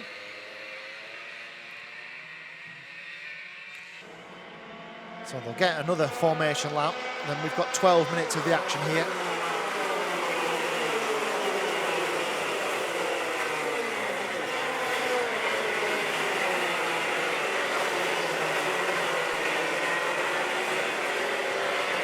Go around again. So Ratford and Scarisbrick. So Ratford, who's won both of his races. Now, interesting to remember, Group B was faster, significantly faster than Group A this morning in the time qualifying. That may not equate to speed now, but they were. So the likes of Scarisbrick and Sherry-Ann Powell, they were very quick this morning. Ratford, well, he sort of pinched the first heat, didn't he? The second heat, he was a lot further out front as everybody else fell over each other. This could be really interesting, really difficult to predict this. Who's your money on after 12 minutes of a DRS 100 grand final at Shenington? Round 1, who's going to run away with the most points this weekend, give themselves an early start in this year's championship?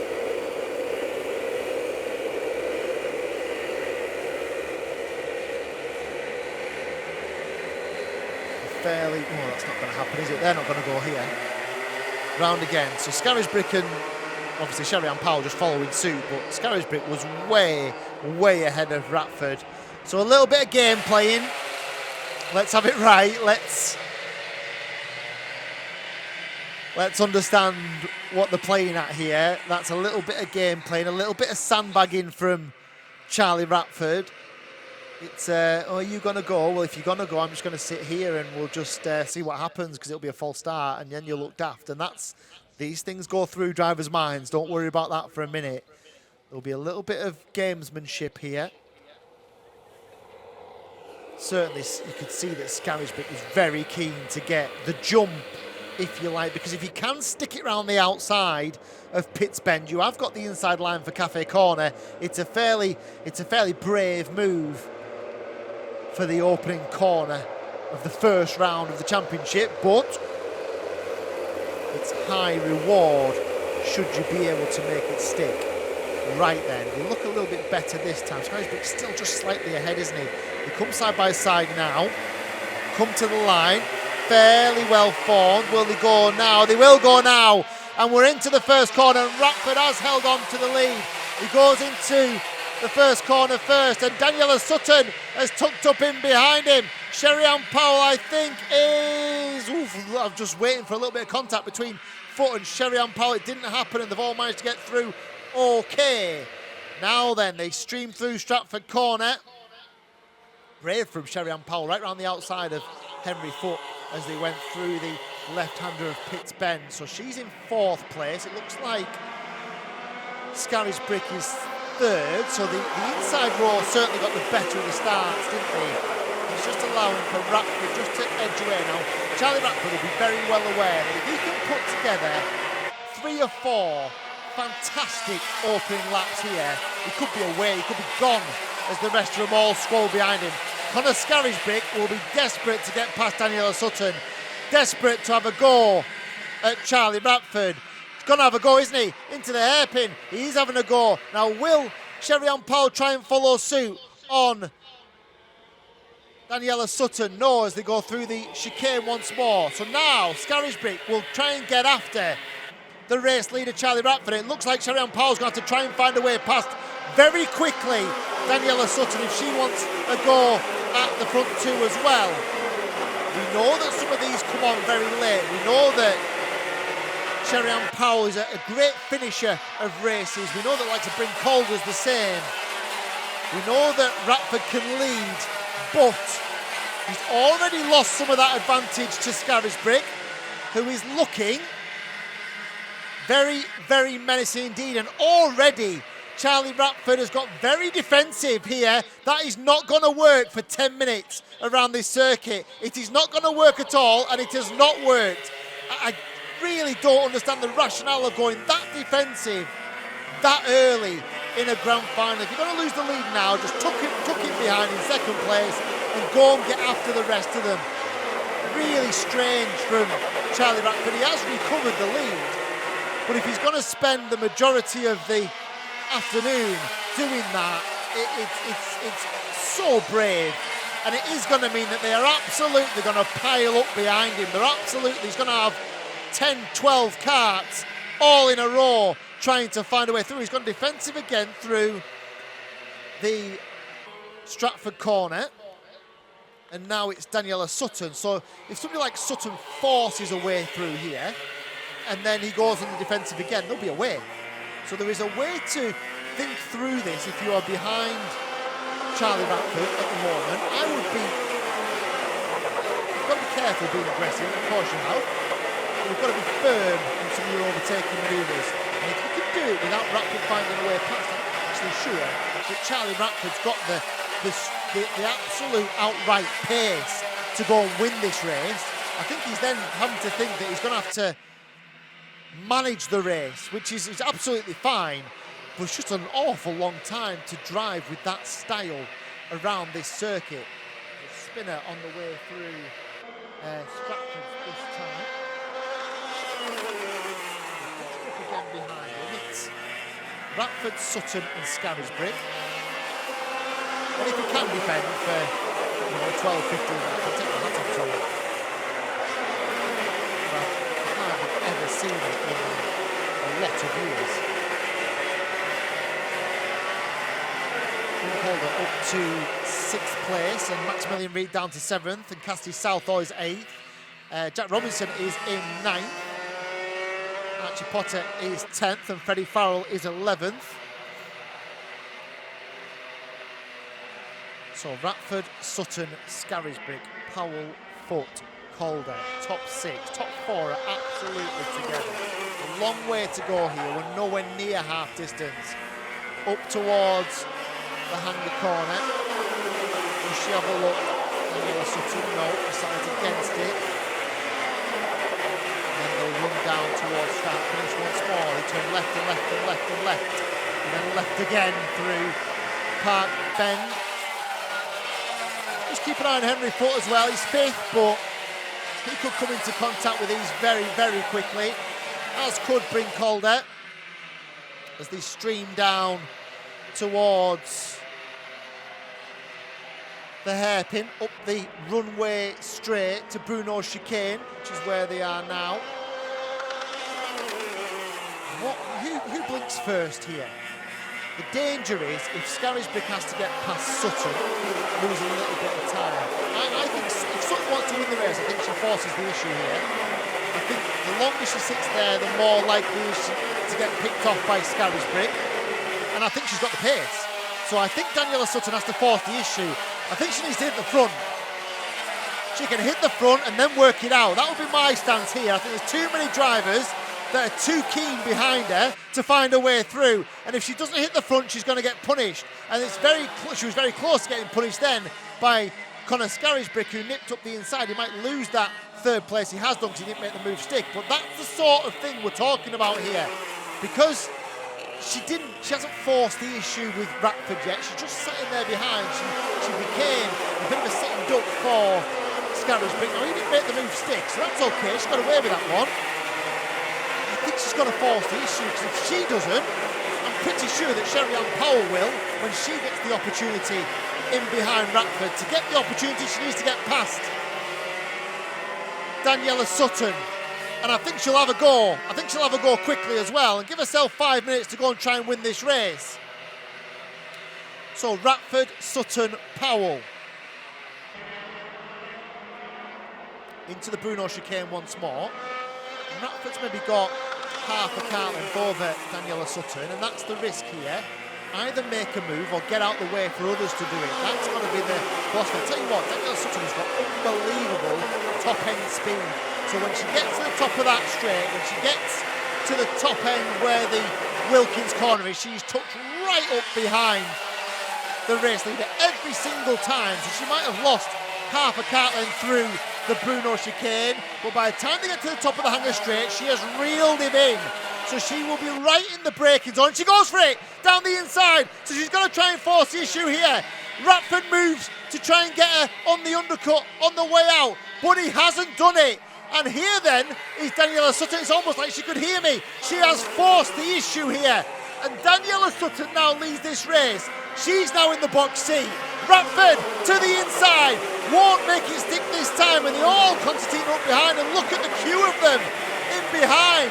Do not change the channel. 4 minutes here. And Ratford waves to Sherry-Ann Powell. You are wasting your time, Charlie, waving to Sherry-Ann Powell, because why would she sit behind you if she thinks she's got more pace? And she has got more pace. Here she comes down the inside of Daniela Sutton, and the race leader is Sherry-Ann Powell. Up the hill she comes for the first time. 4 minutes to go. And that is a masterclass in forcing the issue from Sherry-Ann Powell. She sat there patiently, and all of a sudden she said, no, I'm not going to wait here. I'm not going to risk being picked off by the drivers in behind. I will hit the front and I will work on it from there. Sherry-Ann Powell leads. Now then, has she got the pace to drive away? She needs 3 or 4 really good corners. She's got half a kart length here. That half a kart length is gold. Absolute gold. Don't defend in there, Sherry. You don't need to. Go forwards. Here's a chance because Scarisbrick goes down the inside. Here's the move from, this is the initial move from Daniela Sutton on Charlie Ratford's going backwards, by the way. And you know what? I did say I didn't think he had the pace. I think he's racecrafted his way into a decent position, but I don't think he had the pace to win these races. I really don't. It's sort of proving that way now, isn't it? There's the move from Sherry Powell to take the lead. So then, we have a 6-kart battle for the lead with 3 minutes to go. Sherry-Ann Powell leads. Connor Scarisbrick is in second place. They head down to the hairpin once more. Third is Daniela Sutton. Bryn Calder, don't rule him out, by the way. Bryn Calder is fourth. Charlie Ratford is fifth. Maximiliano Reid is sixth. And Robinson close to this battle as well in seventh. He could get some improvement. This is going to be tight, isn't it? This is going to be tight. Hold on to your seats, everybody. 6 karts in a battle with just over 2 minutes to go. Now then, half a kart length. And we are dealing in half a kart length here, aren't we? We are dealing in such small details. Oh, a little bit wide from Sherry-Ann. She made a mistake in Cafe Corner. And Scarisbrick is going to tuck right up under the rear bumper now. Will he have a look into the hairpin? He goes to the inside and Sherry-Ann cuts him off. Oh, it's a mistake from Daniela Sutton. Ran really wide on the way in there. She's lost the place to Bryn Calder. Is Bryn Calder now favourite for this race? Another little mistake from Sherry-Ann. She gets a little bit wide, a little bit ragged through the chicane. Couple of little errors from Sherry-Ann. A little bit of pressure from Scarisbrick. She's holding on at the moment. She's just about doing enough. Watch Bryn Calder. He's just cruising, isn't he? He's like a racehorse that they haven't asked to drive yet, and everybody else is pushing, and Bryn Calder's just edging up towards everybody, just cruising up towards them and saying, I'm still in this as well, don't forget me. And Charlie Ratford, what a little recovery it would be from Charlie Ratford if he could find a way to come back and win this race. At the moment, the driver in the box seat is Sherry-Ann Powell. She forced her way into the lead 4 or 5 laps ago. She's out front here. Scarisbrick in second place. Sherry-Ann Powell looking for, I think, would be a maiden DRS victory in the DRS100 Grand Final at Shenington, the first round of the championship. We're going to have 2 laps to go here. Oh, it might be 2 laps next time as Ratford hits third.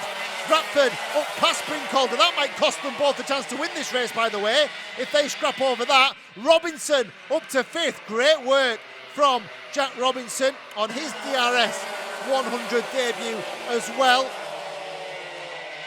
So then, what have we got left? We're a little bit wide. I'm saying a little bit wide. It's almost like that's the line that Sherry-Ann prefers through the Bruno chicane. She's going to start to get a little bit narrow, isn't she? And now it's understandable, because I think this will be the last lap. They're not going to cross the line, are they? This will be the last lap. 1 to go then for Sherry-Ann Powell. Scarisbrick is second. Where will the move come? I know the move will come somewhere, but where? Will it be the hairpin? Down they go. She might not have to defend here. She might have half a kart length's advantage. She looks on her right shoulder. He's gone to the outside, Scarisbrick. This is going to come down to 1 corner for Sherry-Ann Powell. She's got enough of an advantage to take the racing line through the chicane, which is what she does. Ratford is there as well. There's 3 of them absolutely together as they come up the hill to the hanger corner. 1 corner to go, Sherry-Ann. How good she defends. Here she goes then, into the corner. She does defend. It's going to be Sherry-Ann Powell. She exits the final corner on the final lap. And Sherry-Ann Powell has won the grand final for the DRS100s. Connor Scarisbrick at excellent second place. 3rd for Charlie Ratford. 4th for Bryn Calder. Jack Robinson a super 5th place. Sherry-Ann Powell. What a drive. What a drive. And we've been talking, we talked through it, didn't we, how the likes of Daniela Sutton had to force the issue. Well, Sherry-Ann did force the issue, and she went on to record her first Daniel Ricciardo Series win and cap a wonderful round 1 of the Daniel Ricciardo Series here at Shenington. Brilliant stuff from these young drivers. The rest of them go through. There are your classified results, subject to any post-race scrutineers or official checks. Wow, What a race. What a weekend. What a start to the Daniel Ricciardo Series in 2023. We will be back very shortly with a trophy presentation, and we'll see you then.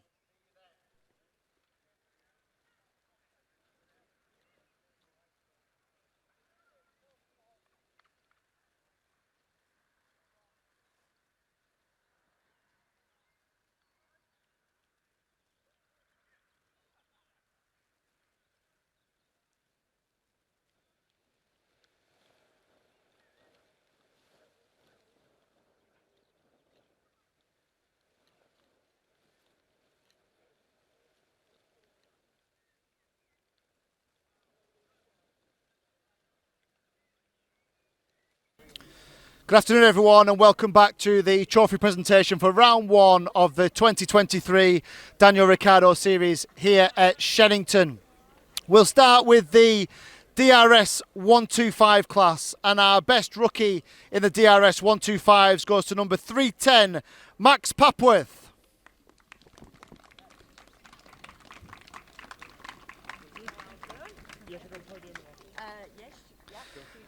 And our top three there in the DRS125. Third place then for number 6, Carl Watt.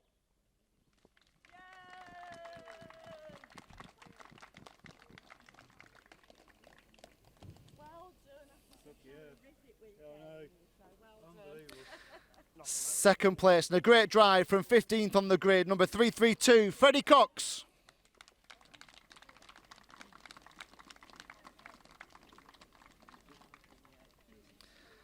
And today's winner, an opener's account for the 2023 season, number 3, Tom Snape.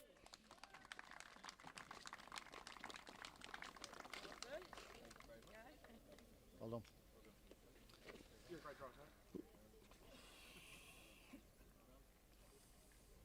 Put your hands together for our DRS 125 top 3 and best rookie.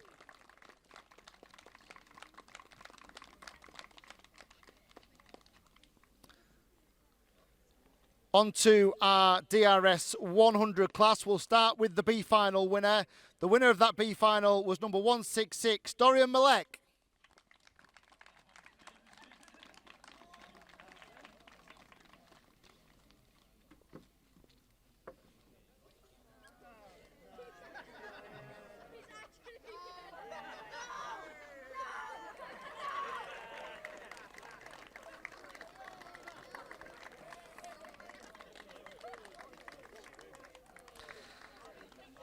And the top rookie in the DRS 100 Grand Final was in 10th overall, number 135, Jacob Milkarski.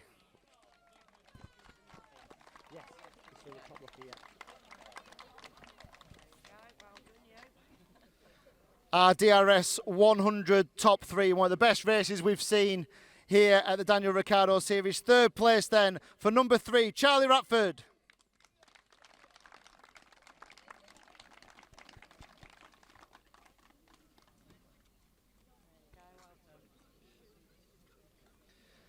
In second place, number 168, Connor Scarisbrick.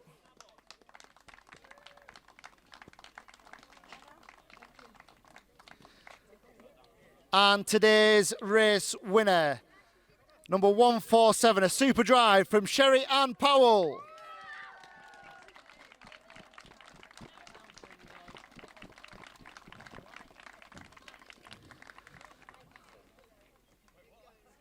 The DRS 100 top 3, everyone.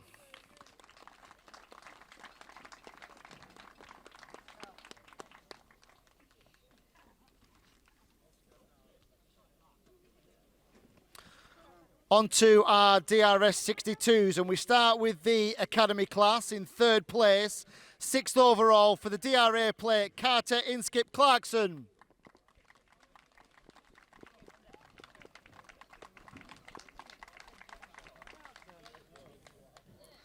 Second place, 5th overall for the 139 of Reuben Jenkins.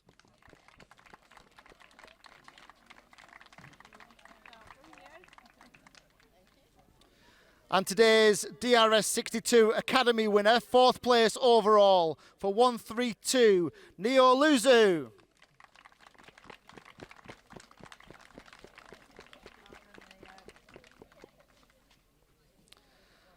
Our DRS Academy top 3, everyone.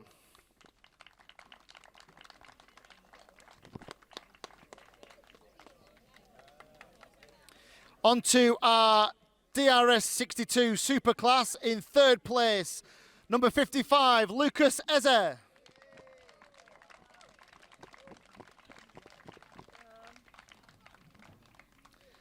Second place, and in a great battle as well with the winner, number 9, Ashton Redpath.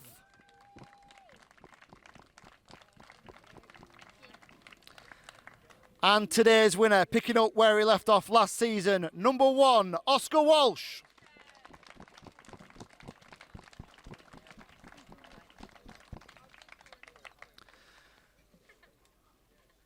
Ladies and gentlemen, the DRS 62 Grand Final, top 3.